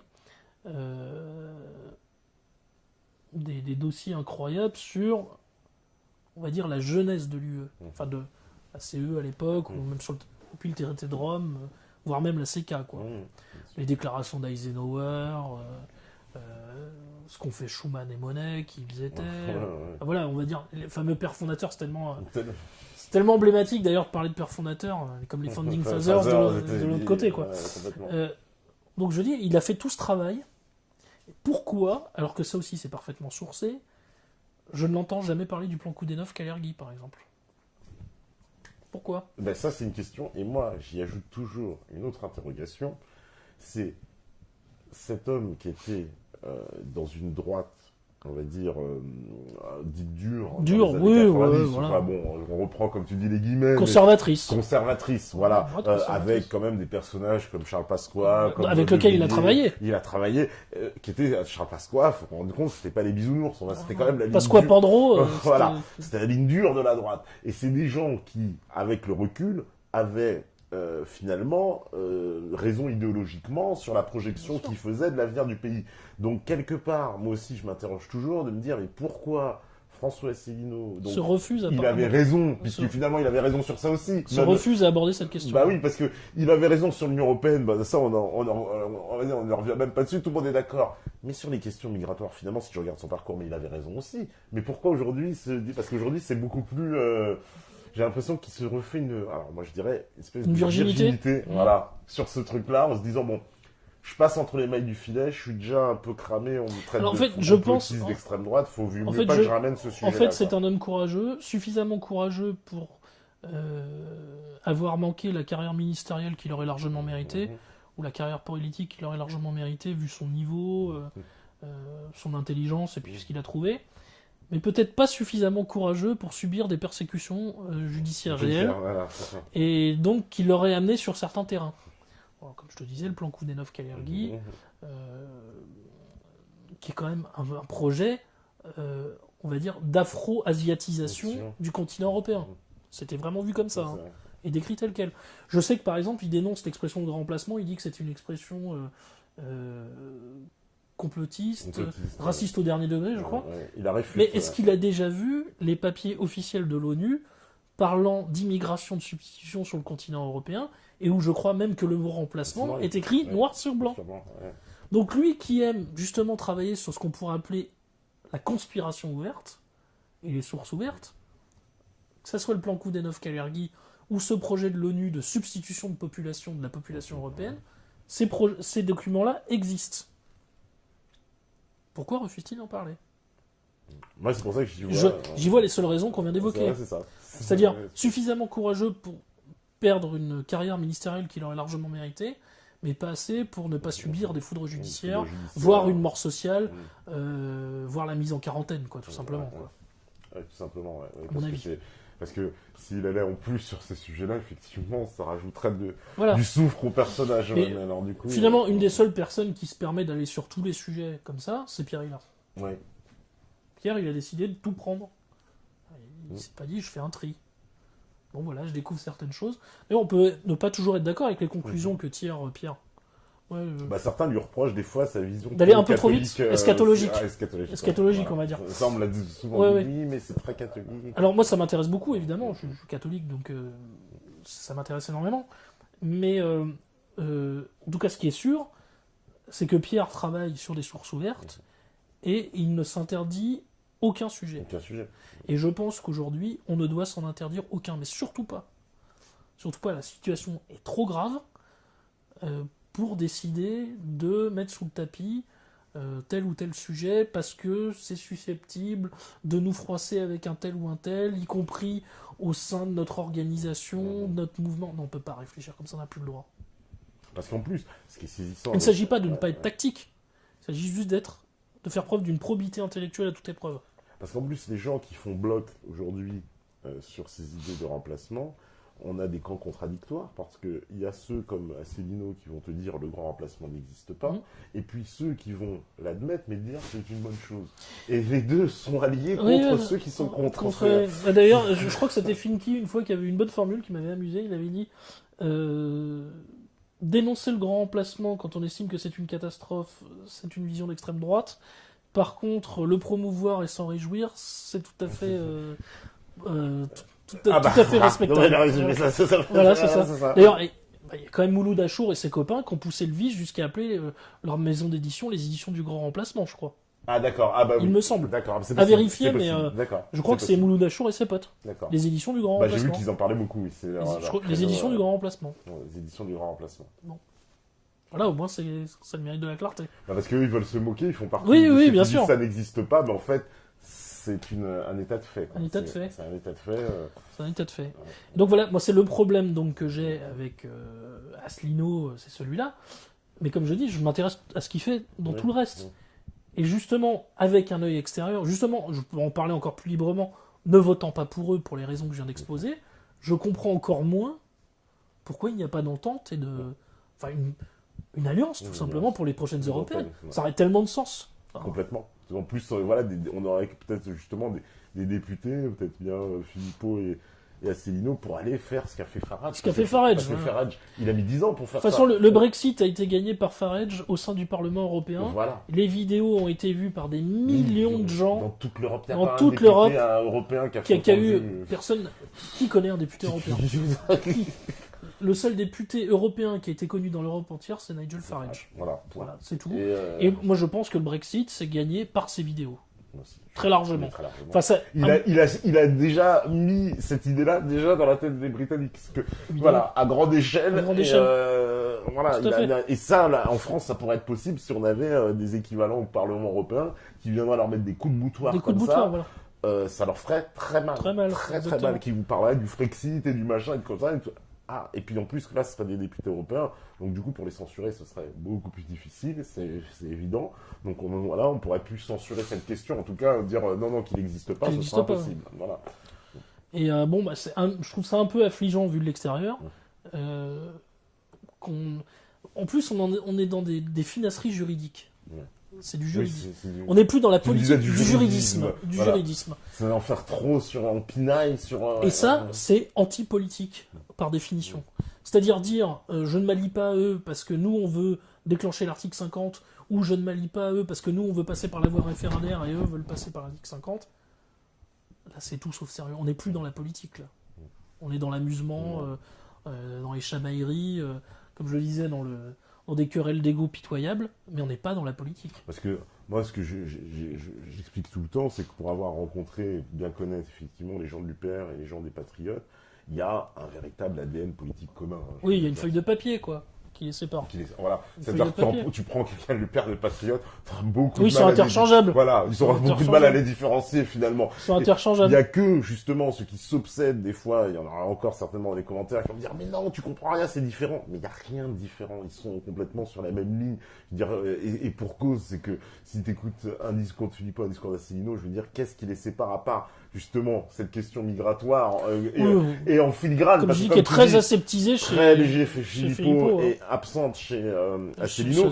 Et en plus, attention, c'est parce que le fait qu'elle soit absente effectivement chez Asselineau ne veut pas dire qu'elle est absente chez les adhérents. Chez les adhérents. Il y a une grosse différence parce que beaucoup d'adhérents de l'UPR sont justement sur une ligne où ils se posent quand même la question. Ils ont là beau leur expliquer que c'est hors charte, que c'est pas le truc, mais bon. Ils prennent le métro comme tout le monde. Voilà, c'est ça. Ils prennent le bus, ils prennent le métro. Donc ces gens-là, leurs enfants vont à l'école primaire ou au collège. Comme tout le monde. Et donc ils habitent en Île-de-France pour certains, dans les grandes agglomérations françaises, et ils voient. Et ils constatent. Donc ça va être difficile de leur dire ça n'existe pas. Comme dit notre ami Adrien, le grand remplacement, c'est pas un complot, c'est le métro, quoi. c'est ça, c'est aussi simple que ça. C'est en fait tout simplement la fameuse phrase de Peggy que j'aime bien. Il faut dire ce que l'on voit, mais surtout, il faut voir ce que l'on voit. Et j'ai l'impression qu'il y a certaines personnes aujourd'hui qui refusent de voir ce qu'ils voient. Ouais. Et bon, visiblement, chez les militants de l'UPR, tu me dis, certains voient bien ce qu'ils voient. Bien sûr, certains voient bien ce qu'ils voient, ils peuvent pas se disculper d'ailleurs. Voilà. J'ai même vu que, de toute façon, Asselineau, sur ces questions-là, il expliquait dans une vidéo qu'il voulait que sous la pression, en tout cas sous l'influence des questions internes, il évoluait sur cette question, il était obligé de se positionner clairement. Donc ce qui veut bien dire que même à l'intérieur du parti, parce qu'ils ne vivent pas hors de la France. Non, pas du tout. Ils sont complètement inquiets sur cette question, comme le reste des Français. Et que même à l'UPR, où si on dit non, on n'en parlera pas, ils vont être obligés d'en parler parce qu'ils ne pourront pas y échapper comme tous les autres. C'est impossible d'y échapper. Voilà. C'est impossible. Parce qu'après, ça devient presque hypocrite, schizophrène, si je refuse en disant non, je refuse d'en parler. Surtout en mettant à raison, en pointant du doigt à raison Schengen. En plus. Il faut être cohérent. Ouais. Schengen, c'est quelque chose. C'est la libre circulation des personnes. Il est bien, etc. Enfin, c'est un des dogmes libre-échangistes. Ouais. Donc si tu condamnes le libre-échangisme, tu condamnes l'immigrationnisme. Voilà. Bah, justement, alors sur Schengen, ça aussi, bah oui, chaque fois on m'a dit, moi, pendant la campagne, j'ai vu que c'était une question qui avait été posée à Céline. Et j'étais un peu étonné, je vous cache pas de la réponse, puisqu'il avait dit que justement ça on verrait à Schengen. C'est-à-dire que pour lui, quand il disait sortir de l'article 50, c'était le TUE, le TFUE, l'OTAN, l'euro, mais que Schengen, en fait, c'est après on déciderait si on veut le garder ou pas. Alors, oui, en fait, c'est l'inverse du Front National, quoi. Oui, qui maintenant met Schengen d'abord, et puis la souveraineté monétaire tout à la fin. À la fin, voilà, ouais. c'est ça. Ça devient compliqué, ouais, parce que moi je me disais, pour moi, Schengen, faut le bazarder, parce que c'est quand même le pilier, justement, du sans-frontiérisme, de l'invasion migratoire, de tous les ressorts qu'on est obligé d'accepter les gens, etc. Enfin, voilà, c'est hyper évident. Oui, comme tu dis, c'est le véhicule parfait du sans-frontiérisme, et donc de la métamorphose du pays, quoi. Voilà. De sa transformation pour le pire. Pour moi, on peut pas le garder, Schengen, ça paraît évident. Après, on peut repasser des accords, peut-être, je sais pas, avec des pays, je sais pas comment ça peut s'organiser, parce que c'est ce que disait Cohn-Bendit, qui disait, mais on va pas remettre des douaniers aux frontières. Pourquoi pas? Pour moi, c'est ce que j'ai envie de dire, mais pourquoi pas? Parce que les Anglais... on a très bien vécu. On a très bien vécu. Moi, je me souviens gamin, passer des frontières et d'attendre 10 minutes à la douane. Et alors, oui, mais on n'était pas mort. On n'est pas mort. Et puis les Anglais, ils continuent à le faire, et les États-Unis, et prends tous les pays du monde. Prends l'Eurostar, voilà, et ils contrôlent tes papiers. Ça va, tu t'en remets. T'arrives, mais tu t'en sors pas plus mal, c'est ça, tu t'en remets. En plus, c'est une hypocrisie totale, parce que ils font croire de façon fallacieuse qu'en fait, le fait de remettre des contrôles en fait de douane, ça va empêcher la circulation, alors que non. C'est qu'on va contrôler la circulation. Ce qui est un peu différent. C'est bien différent. Voilà, ça veut dire qu'on va pas empêcher l'Allemand de venir faire ses courses à Paris s'il veut, ou les Anglais de venir à Paris. C'est pas ça le projet. C'est de dire maintenant, les Anglais ou les Allemands ou n'importe qui d'autre d'ailleurs qui arrive de l'extérieur sur le territoire, on le contrôle. C'est pas quand même... on va pas rétablir les visas entre la France et l'Allemagne, on sait très bien, ou entre la France et l'Angleterre, même demain il n'y a plus d'Union Européenne, on sait très bien qu'on rétablira pas les visas. Mais on va contrôler, c'est-à-dire on veut savoir, quand même. Qui rentre, voilà. Quand même, on se rappelle à Berlin, tu te rappelles le terroriste qui avait traversé toute l'Europe. Schengen Tour. Schengen Tour, France, Italie, machin, Suisse, je sais pas quoi, le mec, il nous a fait la démonstration. Mais ça, par contre, quand on disait ça, on était accusé de propager des fausses nouvelles. Alors, je le traduis, D'ailleurs, ce que t'as pas remarqué, des fake news, alors des fausses nouvelles d'un jour deviennent les vérités 3 ans après. 3 ans après, ouais. Notamment, on le découvre là pour les pseudo-rebelles modérés, les égorgeurs modérés de Syrie. Donc ça faisait à peu près 5 ans qu'on disait minimum que donc, ils étaient financés par l'Arabie Saoudite, le Qatar, selon les factions et les groupes, la CIA, évidemment Israël, qui soignait carrément des types d'Al-Nosra dans des hôpitaux militaires en Israël. Et aujourd'hui, on me dit, oui, c'est vrai que certains groupes ont été utilisés. Là, par exemple, on découvre que ces groupes, prétendument modérés, donc, sont utilisés par Israël dans le Golan, pour donc sécuriser le Golan pour Israël, contre Bachar. Voilà. Et ça, maintenant, on nous l'avoue. Donc, il y a 3-4 ans, quand on disait ce genre de choses, mais vous propagez des fausses nouvelles, vous êtes un propagandiste, un complotiste. Voilà. Donc c'est là d'ailleurs le scandale c'est invraisemblable d'ailleurs que c'est même pu être envisagé son projet de loi anti-fake news. Ah oui. Complètement invraisemblable. D'ailleurs, c'est spécifiquement tourné contre des gens comme nous, faut pas se leurrer.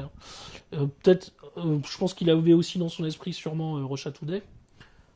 Il y a à boire et à manger sur Russia Today, mais à mon avis c'était spécifiquement Russia Today qui était visé, puisqu'il les a accusés d'avoir œuvré contre lui pendant la campagne. Voulu saboter sa campagne. Voilà. Oui, c'est vrai que BFM l'a pas fait contre Fillon, quoi. non, pas du tout. Ou contre Marine Le Pen, absolument pas. Et en fait, je crois qu'il y a un article, il y a un délit de propagation de fausses nouvelles depuis 1850 dans le droit français. Ça existe, ça déjà. Bah oui. Depuis 1850 dans le droit français. Donc, pourquoi une nouvelle loi, si ce n'est spécifiquement viser certaines personnes, et donc engager, en fait, créer une nouvelle législation, un nouvel arsenal juridique, pour spécifiquement viser l'Internet alternatif. Tout à fait. C'est évident. C'est évident. La loi existe, on n'a pas besoin d'une nouvelle loi sur la qui sera visée. Voilà.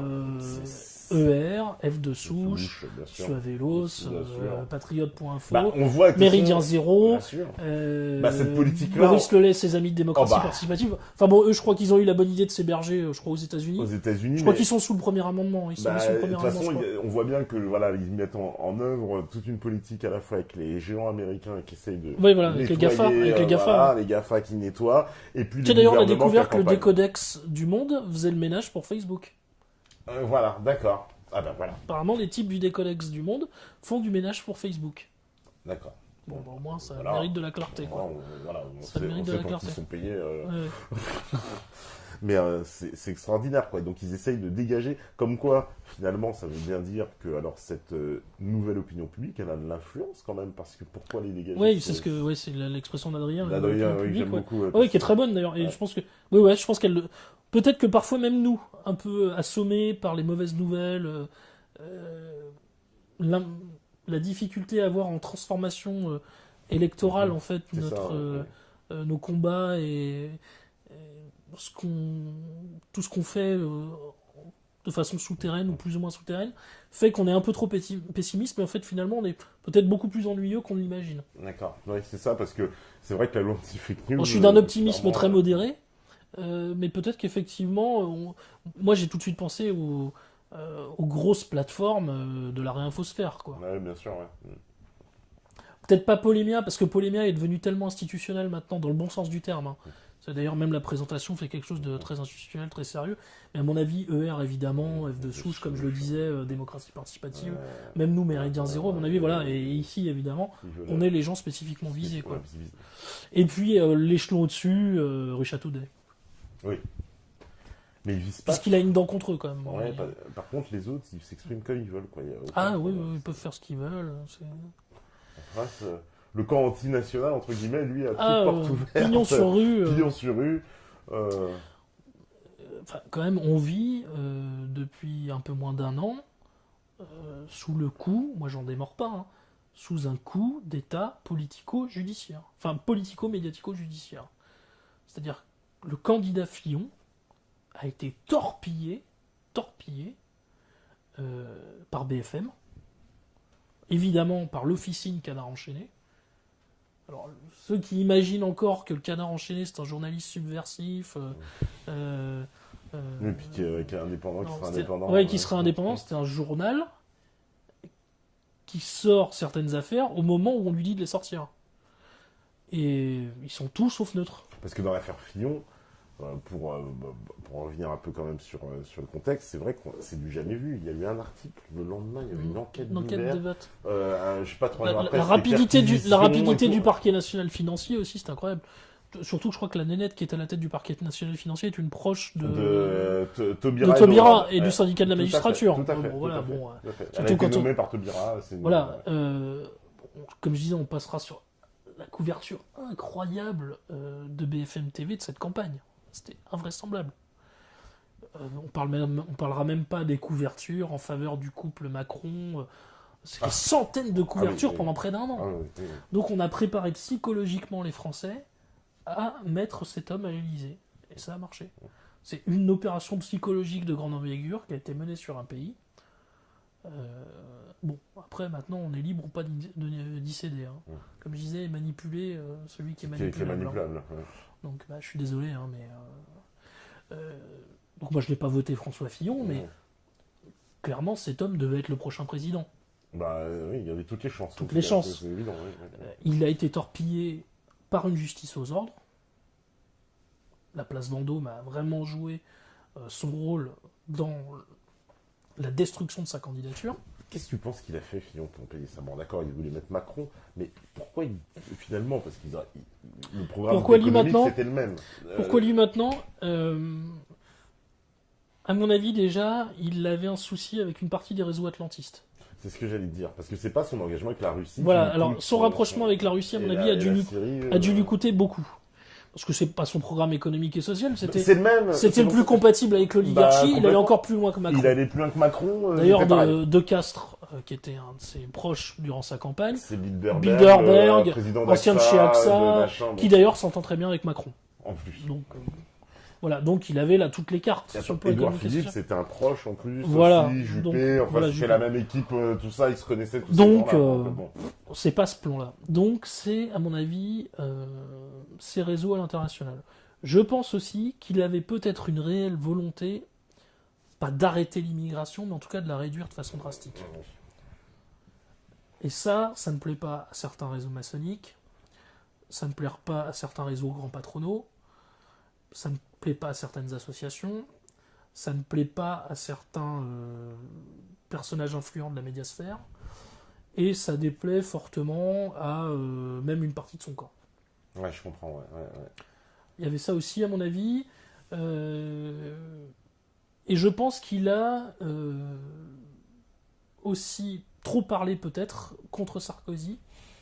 Tu sais, la fameuse phrase « Imagine-t-on le général de Gaulle mis en examen ?» Et je pense que certains ont voulu lui faire payer. C'est ce que disent au sein de son camp. Bourgi. Bourgi, voilà, le fameux « je vais le niquer Ouais. ». Voilà, grande élégance. Grande élégance. Du Sarkozy dans le texte. Donc ça, c'est Bourgi, je vais le niquer. Bourgi, quoi. ouais, mais Je vais le niquer. D'ailleurs, qui est quand même un des 3 plus gros porteurs de valises, Oui. un des plus gros 3 porteurs de mallettes de la République française. Hein. Ouais. Lui, Djouri et Takiedine. Là, on a les 3 gros porteurs de mallettes de la République française. Et ce mec-là peut se balader, être interviewé impunément, C'est- aucun problème. Ouais. Alors que je crois que c'est dans le JDD qu'il y a eu. D'ailleurs, de son propre aveu, où il raconte tout ce qu'il a Oui, fait tout ce qu'il a fait, qu'il a pour piégé Villepin, Fillon. Ah, oui, pour oui, oui. Villepin et Chirac, comment j'ai piégé Fillon aussi. Ouais. Les valises que je rapportais pour Chirac et Villepin, enfin bon, bref. Bon, visiblement, en France, ça passe. Et donc, il y a quand même. Mais je crois que ce qui est quand même encore plus déterminant que le parquet national financier, encore plus déterminant que la haine de son camp, Mhm. c'est quand même le pouvoir médiatique, le parti médiatique, comme dirait Mélenchon. J'aime bien cette expression d'ailleurs, c'est pas mal, le parti médiatique, qui s'est coalisé clairement contre lui en activant les réseaux BFM et compagnie. Quoi, Ouais, d'accord. à mon avis. Et là, donc tu me parlais des raisons. Moi je pense qu'il y a cette volonté, visiblement, qui était assez affichée, donc de rompre avec une immigrophilie béate, Ouais. sa volonté de se rapprocher avec la Russie. Bah, de Et changer. Alors, oui, mais voilà, franchement, d'établir, il voilà, se d'établir- détache des Atlantistes, en tout voilà, cas. d'établir c'est- des nouveaux contacts avec l'Iran Oui, la Syrie aussi. et la Syrie, de changer de Parce politique. que lui, clairement, il a dit il faut tendre la main à Bachar Ah, Bachar al-Assad. al-Assad, Donc il c'est fallait- l'inverse de toute voilà. la politique Il fallait française. changer de politique syrienne. Ouais. Je pense que c'est ça qui lui a coûté en fait. Ouais, moi, c'est parce que. Clairement, je vois ça quoi. Parce que, voilà, je me suis dit, mais attends, le mec, sur le programme économique, je veux dire, mais limite, c'est Macron qui s'est fillonisé, puisqu'il a pris, il y a l'histoire des ordonnances, Des des ordonnances, machins, ouais. tout ça, c'était dans le programme de Fillon. Donc, La formation professionnelle, là, même voilà, hier. tout ça, c'était dans le programme de Fillon. Donc, qu'est-ce qui faisait la différence? Oui, c'est vrai, ce changement d'alliance à l'international. Donc, comme quoi, ça a pesé certainement les réseaux. Énormément. Ouais. Énormément. Et c'est étonnant que ce soit les réseaux sarkozystes qui, lui, est accusé d'être un Atlantique chevronné, etc., qui fassent dégommer, en fait, Fillon, hein. Qui fasse dégommer Fillon, ouais. Ouais. Et après, je pense qu'il y avait un troisième élément, sûrement de moindre importance, mais qu'il a quand même eu. C'est ses bonnes relations et sa bonne entente avec Sens Commun. Ah oui, ça a été souvent... Donc le conservatisme. Le conservatisme culturel aussi, Voilà, un peu, qui est à l'opposé voilà, de tout le bah, libéralisme de libertaire sociétal insupportable qu'on nous impose. Ouais. Donc c'est les gens, les proches de Madeleine Bazin de Gessé et compagnie. Voilà, c'est un peu l'antifémène quand même. C'est l'antifémène, voilà. Et donc d'ailleurs, ce sont eux qui ont failli sauver sa campagne. Qui ont presque réussi à sauver sa campagne. Oui. Le fameux rassemblement du Trocadéro, Trocadéro, c'est eux. C'est eux. Ce sont eux. Bah, moi je pense, ce jour-là, je t'ai toujours dit... Ah bah j'ai dit, ça y est, il est ressuscité. Bah, ressuscité. Parce que moi je sentais Ah, je me suis dit, finalement, il a encore une chance. qu'il allait... En fait, qu'il avait prévu qu'il savait pas, en fait. Et je crois que dès le lendemain, c'est le lendemain, qui a l'affaire des costards harnis. Des costards harnis. Tout à fait. Quand il commence à reprendre du poil Il de la commence à bête, remonter dans les sondages, les gens voient les images au Trocadéro, ils disent, Exactement. ah bah c'est bon, en fait, il est... Surtout, je crois qu'il avait réussi à... Il y avait Valérie Boyer derrière, il y avait Malika Sorel-Sutter, donc une intellectuelle assez intéressante, qui avait écrit le puzzle de l'intégration, ah oui, etc. Malika Sorel, j'aimerais bien... Et donc, elle était juste derrière lui, et je m'étais dit, c'est bon, le mec, il est reparti. Et le lendemain, ça retombe. Parce que je me rappelle que même il y avait sa prestation à France 2 qui était programmée, puis annulé, puis reprogrammé. Reprogrammé, Et ouais. donc je me suis dit, ah tiens, c'est qu'il s'est passé quelque chose, qu'il avait annulé, et puis finalement il reprogramme. Et puis je pense que c'est devant le succès Du Trocadéro. Du Trocadéro qu'il s'est dit, et puis j'ai senti que ça lui avait redonné. Bah, on le voyait à la tribune. Ah bah on le voyait, il était dopé, Regonflé à bloc. regonflé à bloc, tout son camp était Derrière lui, derrière lui, les gens Il y étaient avait derrière lui. plusieurs milliers de personnes devant, Voilà. avec des drapeaux français. C'était Bon, évidemment que ça motive quelqu'un, quoi. ça l'a complètement. Il est reparti. Alors après, il avait fait l'interview, je me rappelle, avec Delahousse le soir même, Oui. où il a utilisé le mot autisme plusieurs fois. Alors, Oui, les familles en d'autres. France, on peut plus rien dire. Ouais, les familles C'est d'autres. mis les Les familles d'autres. Bah, j'ai vu là, il y a pas très longtemps, un dessin animé pour gamins avec un petit lapin. Et apparemment, il y a un petit lapin dans le dessin animé, dans le film d'animation, qui décède à cause d'un choc anaphylactique, d'une allergie alimentaire. Et ben des familles ont écrit en disant vous vous moquez des gens, des enfants qui font des allergies alimentaires et qui ont des chocs anaphylactiques. Au fou. Non, mais c'est- Au fou. c'est- Au fou. On est complètement. Voilà. complètement fou. Et j'ai vu donc effectivement, puisqu'il avait employé 3 fois le mot autisme, des associations de familles de défense des autistes, qui est une maladie très dure, hein, je veux dire, c'est Ouais, extrêmement pénible. Et en plus, apparemment, il y en a de plus en plus. Mais on a bien compris que c'est dans le sens adjectif. Voilà, qu'il c'était utilisait, l'adjectif, c'était pas l'autisme, C'était pas la maladie. l'autisme, quoi. la maladie. Enfin, Bon. c'est Et je te dis, bah, donc il y a eu le cas de ce film d'animation, là, avec des petits lapins, où des gens ont appelé, oui, c'est un scandale, vous moquez des gens qui ont des allergies alimentaires et qui font des chocs anaphylactiques à cause de ça, vous vous rendez pas compte de la souffrance que ça représente pour ces familles. Ça devient très difficile. Ah bah tiens, ça me permet de faire une transition en parlant de parler. Justement, à droite, en ce moment, celui qui s'est fait attraper en train de parler, c'est évoqué. Oui. Évoqué d'ailleurs sur Fillon. Ah bah, il a l'air d'accord avec nous. Je pense qu'il nous contredira Ah, pas. Parce ouais. que ce qu'il balance dans le truc, il a l'air de nous confirmer.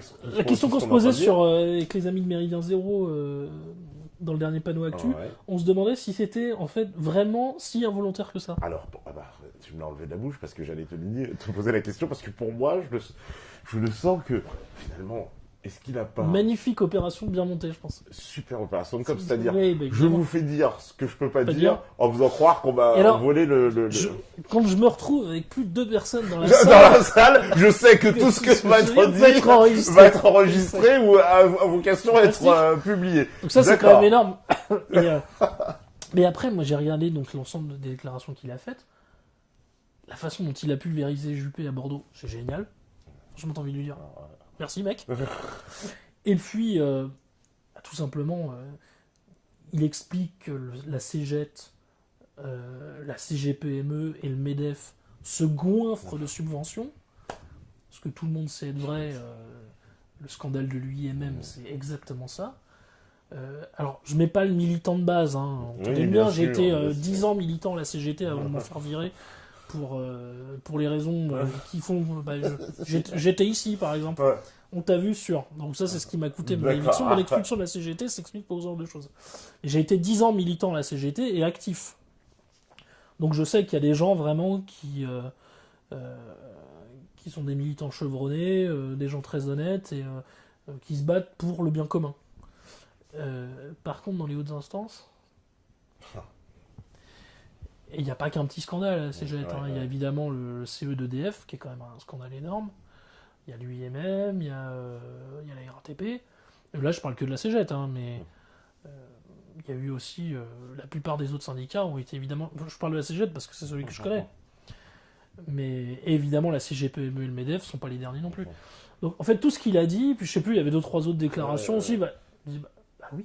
En fait, il disait la vérité. Comment quoi. ne pas être d'accord, quoi. Ouais, comment ne pas être d'accord. Comment ne pas être d'accord, quoi. Bon, il a flingué un peu Sarkozy en disant parlant de sa parano. Oui, de sa parano qui mettait tout le monde sur écoute, ce que j'ai... Ce que personne, franchement, Je serais absolument pas étonné. Voilà, ça n'étonnerait Absolument personne. pas étonné. On n'est pas tombé des nues. Ah mon Dieu, Sarkozy, Et d'ailleurs, écoutez ses ministres. D'ailleurs, tu remarqueras, c'est comme il sait que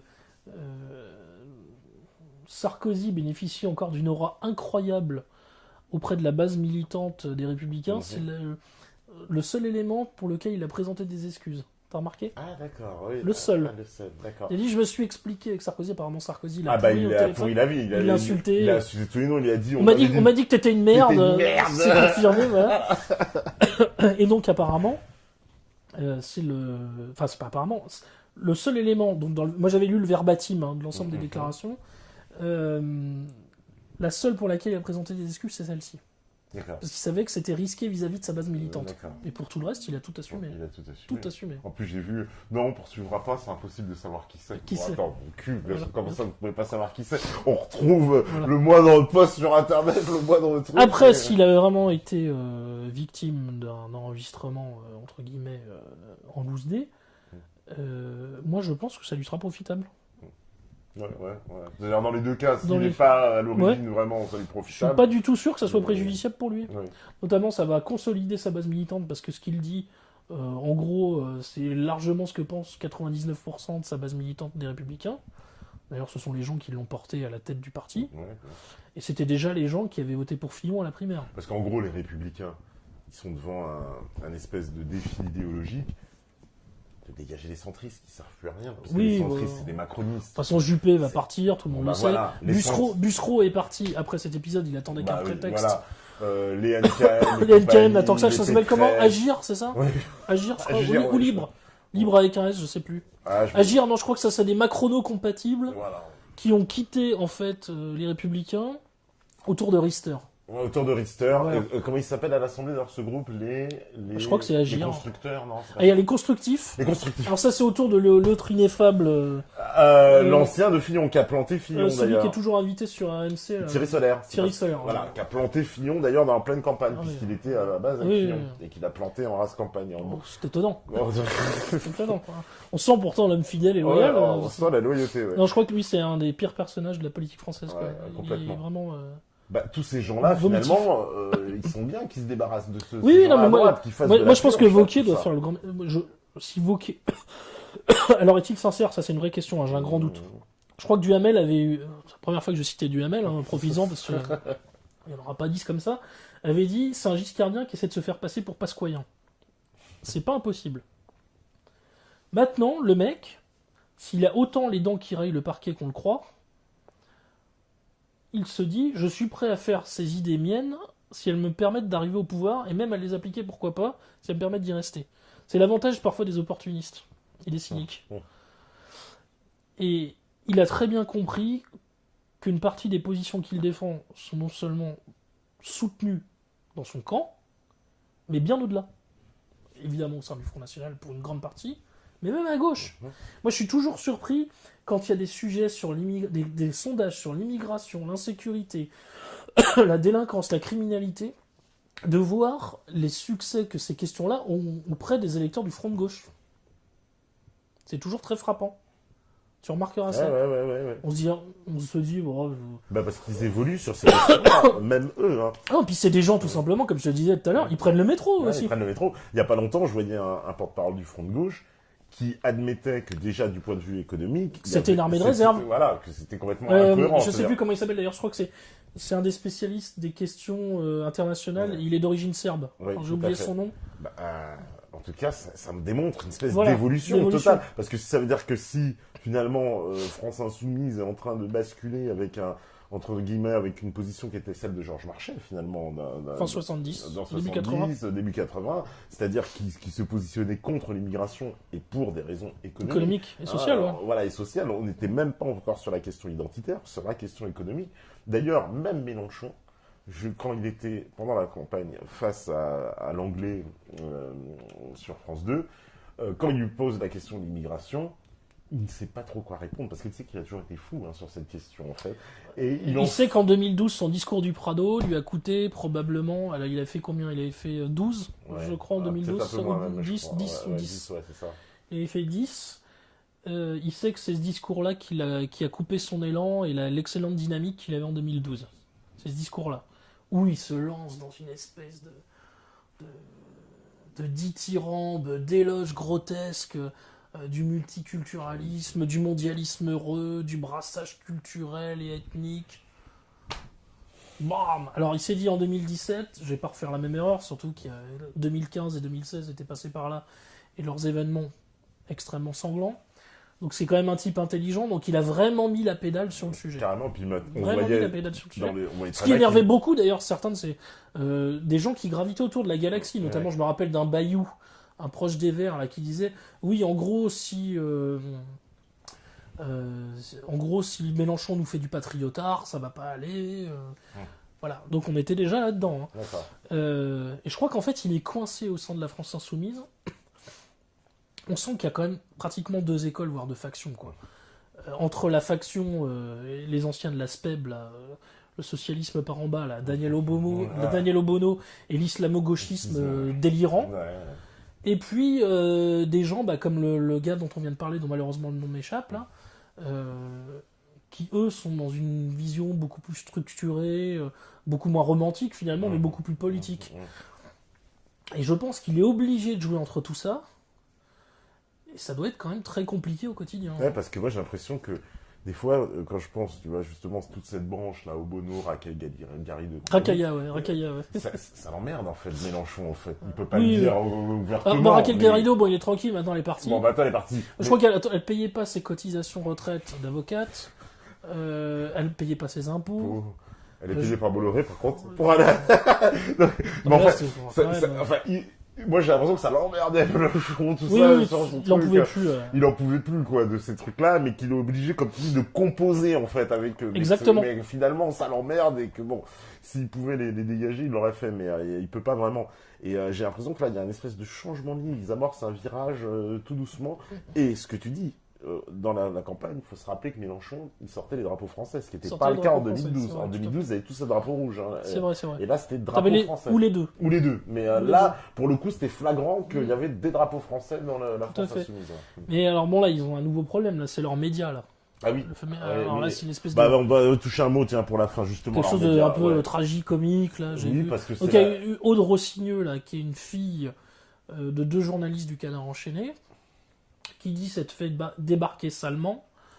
Ouais. Et dans des règles, enfin absolument pas dans les règles. 2 autres sont partis. Alors il y en a un autre, je crois que c'est ma mère qui est parti parce qu'il a pas aimé une chronique. En gros, qui ne correspond pas à la doxa sur la Syrie, puisque le type a dit bon bah écoutez, à la Ghouta, il n'y a aucun témoignage indépendant. Alors, finalement très mesuré quoi. Ouais. Il aurait pu aller même beaucoup plus loin en disant bon voilà ce que Bachar pilonne, c'est des positions tenues par Al-Qaïda. quoi. Ouais. Une faction, je crois apparemment il y a une faction qatari, une faction saoudienne visiblement, et encadrée par des mecs de la DGSE Encore. et des services britanniques apparemment. Enfin en tout cas avant, je sais pas si c'est encore le cas maintenant, mais ces types-là, ces factions-là, à la Ghouta avaient été encadrées par des types de la DGSE visiblement, et des mecs des services de renseignement britanniques. Donc bon, mais le mec n'a même pas été jusque-là, tu vois. Ouais, ouais. Et donc ça a suffi pour qu'il y ait un psychodrame, pour que ma mère donc parte. Il y a une journaliste, une ancienne des CI qui s'appelle Catherine Kirpach, dont la passion, alors je crois que j'avais lu ça, sa passion c'est les migrants et les demandeurs d'asile. D'accord. Sa passion. Chacun Oh, ses putain, passions merde. quoi. Chacun ses passions. Et donc elle aussi, bon elle s'est fait porter pâle. D'accord. Il y en a une autre qui est partie, enfin bon. Et il y avait évidemment l'inénarrable Ariane Chemin du Monde, qui racontait ça par le menu et par le détail, et évidemment avec gourmandise, tous les problèmes du média de la France Insoumise. Alors ce qui est drôle, c'est qu'un des présentateurs du JT, de leur JT, c'est Serge Faubert, c'était mon formateur quand j'étais à l'école de journalisme au CFPJ. D'accord. Qui est un type en fait assez mal pensant. Alors je ne vais pas lui créer de problème si jamais il y en a qui nous écoute, mais qui est un type assez mal pensant, très drôle, et je pense que lui, ce genre de truc doit beaucoup le faire rire intérieurement, le connaissant. Souvenir que j'en ai. Hein, D'accord. c'était en 2002-2004 quand j'étais à l'école de formation, donc c'était lui qui gérait mon module en fait. D'accord. Et bon, il était passé par France Soir. C'est lui qui a écrit un livre aussi sur un livre qui fait référence sur la scientologie en France, une secte au cœur de la République. C'était lui, voilà. Et donc bon, j'ai vu que c'était lui qui apparemment présentait un des JT du média. D'accord. Voilà. Donc, et là, ils sont. Bon, alors, Et donc ils ont cette espèce de psychodrame, en fait, qui les plombe. Alors justement, ça devait être quelque chose qui leur permette de rebondir après l'échec de la mobilisation contre les ordonnances contre les ordonnances travail. Ils espéraient se refaire avec ça. Patatras. Donc, bon après, vu tout ce que l'autre est en train d'enclencher, entre la réforme de la formation professionnelle, de l'assurance chômage, la SNCF, là je crois que Blanquer a annoncé aujourd'hui qu'il allait avoir 300 à 400 écoles qui allaient disparaître dans les zones rurales. J'ai vu passer un chiffre. Au final, ça serait pratiquement 1000 classes qui disparaîtraient dans les zones rurales. Et dans les zones de grandes agglomérations et villes moyennes, des classes par contre se retrouveraient surchargées. Et tout ça s'explique pour une raison, c'est les classes qu'ils veulent diviser par 2 dans les zones prioritaires. D'accord. Donc là, c'est vraiment, puisque bon, c'est clairement là qu'en gros on a les populations immigrées, c'est la préférence immigrée qui se fait au détriment, alors que les mecs, ils ont fait chier avec la préférence nationale. au détriment des autochtones. Voilà, c'est préférence immigrée, quoi, en fait. Moi, j'appelle ça au détriment des indigènes, parce que je dis toujours, quand j'entends Ouria Boutalja et ses amis du Parti des indigènes de la République, du pire, non, l'indigène, c'est moi. C'est moi aujourd'hui l'indigène, c'est pas vous, c'est moi. Et donc voilà, donc c'est clairement la préférence immigrée qui se met en place, quoi. Enfin, elle a déjà lieu dans plein de domaines, hein, prestations sociales, même pour le logement social, ce qu'on appelle pudiquement le logement social. Et comme les quartiers sensibles. Comme les quartiers sensibles. Ou les jeunes. Les jeunes. Une bande de jeunes. Une bande de jeunes, d'accord. Avec 25 guillemets, ou en italique. Et donc j'ai l'impression qu'il est vraiment coincé après ça. Donc est-ce qu'ils vont tenter de rebondir de nouveau, de se refaire avec tout ce qu'est en train de choisir, tout ce qu'est en train de faire sur le plan social Macron. Mais moi je crois pas du tout à une mobilisation en fait. Moi non plus j'y crois pas du tout. Malheureusement. Hein. J'ai l'impression que c'est fou. Je le déplore. Hein. La loi travail c'était son test. Il a vu ça passer. Moi je pense que tout comme passera. Une lettre à la D'ailleurs poste. là il se dit je vais leur foutre fourner par fourner. Alors là on va y aller. Formation professionnelle, je te dis assurance chômage. Il remet même en cause le paritarisme dans un certain nombre de domaines. Bon, en fait, il contourne les corps intermédiaires, quoi. Et là, j'ai vu, il a même réussi à se mettre à dos les syndicats patronaux et salariés. Et les syndicats de salariés, les deux. Les deux, d'accord. Et bon, visiblement, je pense qu'il y a une forme de résignation et d'apathie. Et d'acceptation, en fait. Et alors, il y a quand même quelque chose qu'il faut reconnaître. C'est qu'il fait ce qu'il avait promis et ce qu'il avait dit. C'est vrai. Et c'est là que j'ai envie de dire, on peut pas plaindre les Français. Ah non, on peut pas les plaindre. Ah non, le programme, il applique ce qu'il a dit. Ouais, tout à fait. J'entends beaucoup de retraités qui se plaignent de la hausse de la CSG et qui disent on aurait préféré une revalorisation des pensions. Bah oui, évidemment, il aurait fallu une revalorisation des pensions. Bah, il fallait voter Marine Le Pen pour ça. Il fallait voter Marine Le Pen pour ça. Fallait pas voter Macron. Je suis désolé, hein. Vous êtes contre les ordonnances sur la loi travail ? Ouais, bah il y en avait une qui voulait même revenir sur la loi El Khomri. Pareil d'ailleurs pour les gens qui ont voté Fillon et qui ont voté pour Macron. Oui, ils vont faire l'euthanasie, la PMA et la GPA. Ouais, bah elle voulait revenir sur la loi Taubira, elle voulait l'abroger. Elle voulait l'abroger, ouais. Soyez cohérents. Soyez cohérents. Ouais, c'est ce que j'ai dit, hein, je ne ferai pas une manif pendant 5 ans ni une grève. J'en ai assez, en fait, de manifester et de faire grève pour les mauvais choix politiques de mes compatriotes. J'ai déjà fait ça sous Hollande et Sarkozy, c'est fini. Donc, cette fois-ci, ça sera sans moi. Ceux qui auront manifesté et faire grève, c'est ceux qui ont revoté pour lui et qui s'en mordent les doigts aujourd'hui. Hein. Parce que finalement, nous, on n'est pas surpris. Bah non, nous, on savait ce qui allait se passer. Donc, pour moi, c'est le scénario. Moi, il applique ce qu'il a dit. Et puis, bon. Alors, sur l'immigration, il est malin. Il sait que vraiment, les Français sont à fleur de peau sur le sujet. Donc, il feint la fermeté avec Collomb. Je dis bien, il l'a feint. Hein. Parce que quand on regarde dans les détails, c'est tout sauf ferme et répressif. Hein. Contrairement à ce que tente de nous faire croire, c'est... Parce qu'il le fait par les déclarations, il est fort. Voilà, ce que tente de nous faire croire, c'est névropathe gauchiste. Mais quand on regarde vraiment dans les détails, c'est faussement répressif.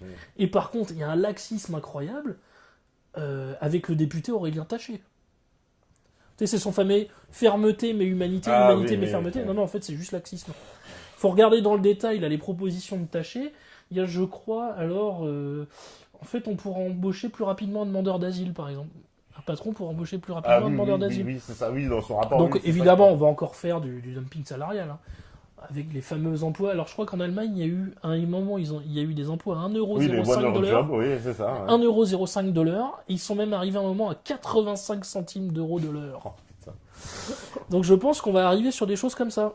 Et il y a également prévu que les condamnations seront beaucoup moins lourdes pour des patrons qui embauchent des clandestins. Donc là, évidemment, le BTP et la restauration est ravi. Hein. Ah bah, ils sont contents. Et l'hôtellerie, là, ouh. Non, mais c'est Fiesta. extraordinaire, ça. En fait, on leur donne un blanc-seing, quoi. Ouais, c'est ça. Et puis, on va assister aussi, moi, je pense, au démantèlement encore plus rapide du service public.